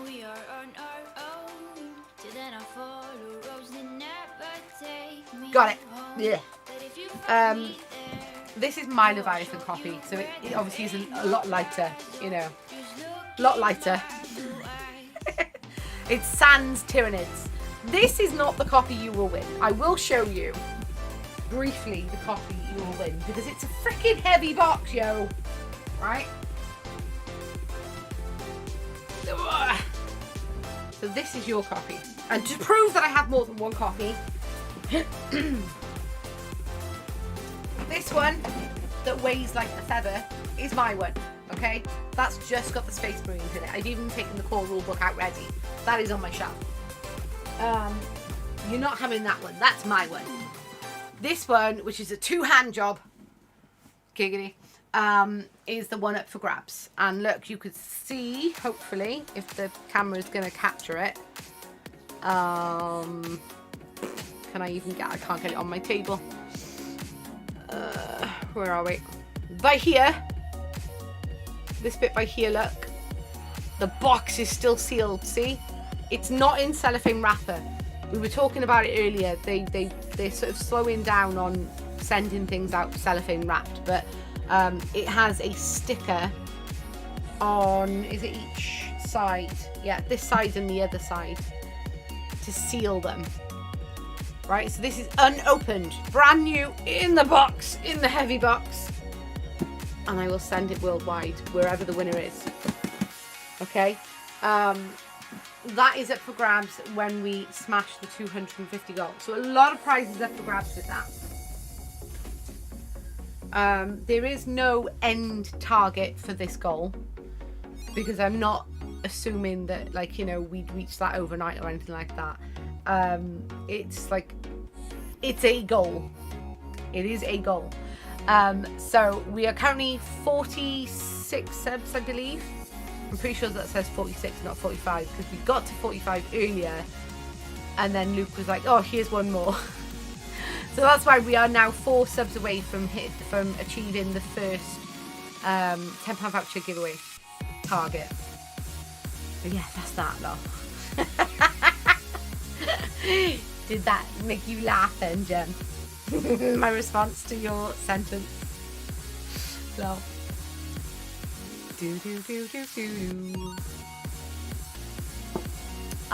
But yeah, I don't know about you guys, but it is almost 9 o'clock and my tea has put me into a food coma.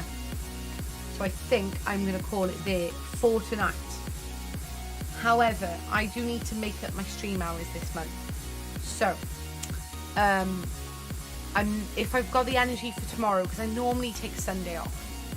Normally, without fail, unless it's a special event, I normally do take Sunday off. But, having said that, I do need to make a lot of stream hours up this month. So I may do a bonus stream tomorrow on Kick and YouTube, because I multi-stream. I'm live on YouTube right now as well. We'll see how my energy levels go tomorrow. It won't be an early morning one, because I don't get out of bed early on a weekend unless I have to. So it'll probably start around midday, which is when today should have started, but I had an appointment I had to go out for, so I kick stream back to like 5 o'clock this evening. So yeah, that's what we're probably going to do. If I do stream tomorrow, it'll probably be around midday that I go live. So keep an eye on the Discord, okay? I've had Friday, Saturday, and we'll have Sunday off also this week, so I'll be making that up next week. Well, yeah, that's the thing, like, because obviously the majority of streamers are obviously like self-employed. It's our own business kind of thing. So if we don't stream, that's us not working. So we're not making money. So it's an ugly trade-off that we have. Like, do we have more rest but less money, or do we put in the extra hours to hopefully, because there's no guarantee, hopefully make money, and then trade off the rest for that? So it's a double-edged sword. I'm not affiliate yet. 49. Oh, guys, I'm pretty sure I'm following you. But guys, if you are not already following Warhammer Mum, please click on her name and give her all the love and follows, okay? You don't even have to leave my stream. It's literally just click on her name, a little pop-up box will come up, and just click the follow button, and it will automatically follow. She's so lovely and such fantastic painter, so please go and give her all the love and follows. Let's help her get affiliate. Because what is it? You need, is it 70 or 75 followers you need for affiliate to unlock the sub button? Follow! Thank you, Jem. Yeah, you've hosted me before. Always appreciated. Oh, bless you. You're very welcome. Yeah, anyone that I host or raid into, if I'm not already following, I instantly follow. It's 75. Cool. I couldn't remember what it was. I was very fortunate that enough of my Twitch community came over with me to Kick to sort of achieve that quite quickly, thankfully. So I was very grateful for everyone who has followed me over from Twitch. I haven't given up on Twitch. I still stream on Twitch. In fact, as of Monday, I'm going to be announcing, well, tomorrow on Discord, I will announce my new upcoming schedule. I'm going to be incorporating excuse me, more streaming hours on in total, but spread between Twitch and Kick slash YouTube. Pardon me. So I'm not going to be streaming on Fridays though, because I've set up something for Friday. Ooh, my bitrate has just gone. Let's find someone to host before my internet completely farts out. Is Mad Cat still on? I know Mad Cat was on earlier.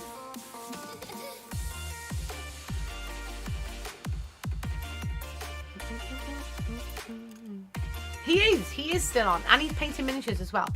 So we will go and give Mad Cat an epic host. And I put a little picture in the Cute Pets channel. I will check that out in a sec. Thank you, Jem. He is awesome. So yeah, let's go and say hello to the awesome, the mini Mad Cat. If you're not already following, please do. And when we get over there, make all the noise, like Nell Hype and Nell Raid and all that and everything. Use whatever emotes you've got access to, because I know it's a little bit jank on Kick with the different. If you're a subscriber, I'm pretty sure you can use my emotes in other people's channels. If you're only a follower, then you only have access to the follower emotes to use in my stream. But yeah, use whatever emotes you got, go wild, give them all the love and follows, and I will see you maybe tomorrow for midday here on Kick. If not, it'll be Monday 10 AM UK time on Twitch. Same Nalindi on all platforms, right? So have an amazing rest of your Saturday. Thank you so much for joining me. Thank you again for everyone who took part in the Saturday showcase, and I'll see you all soon. Bye!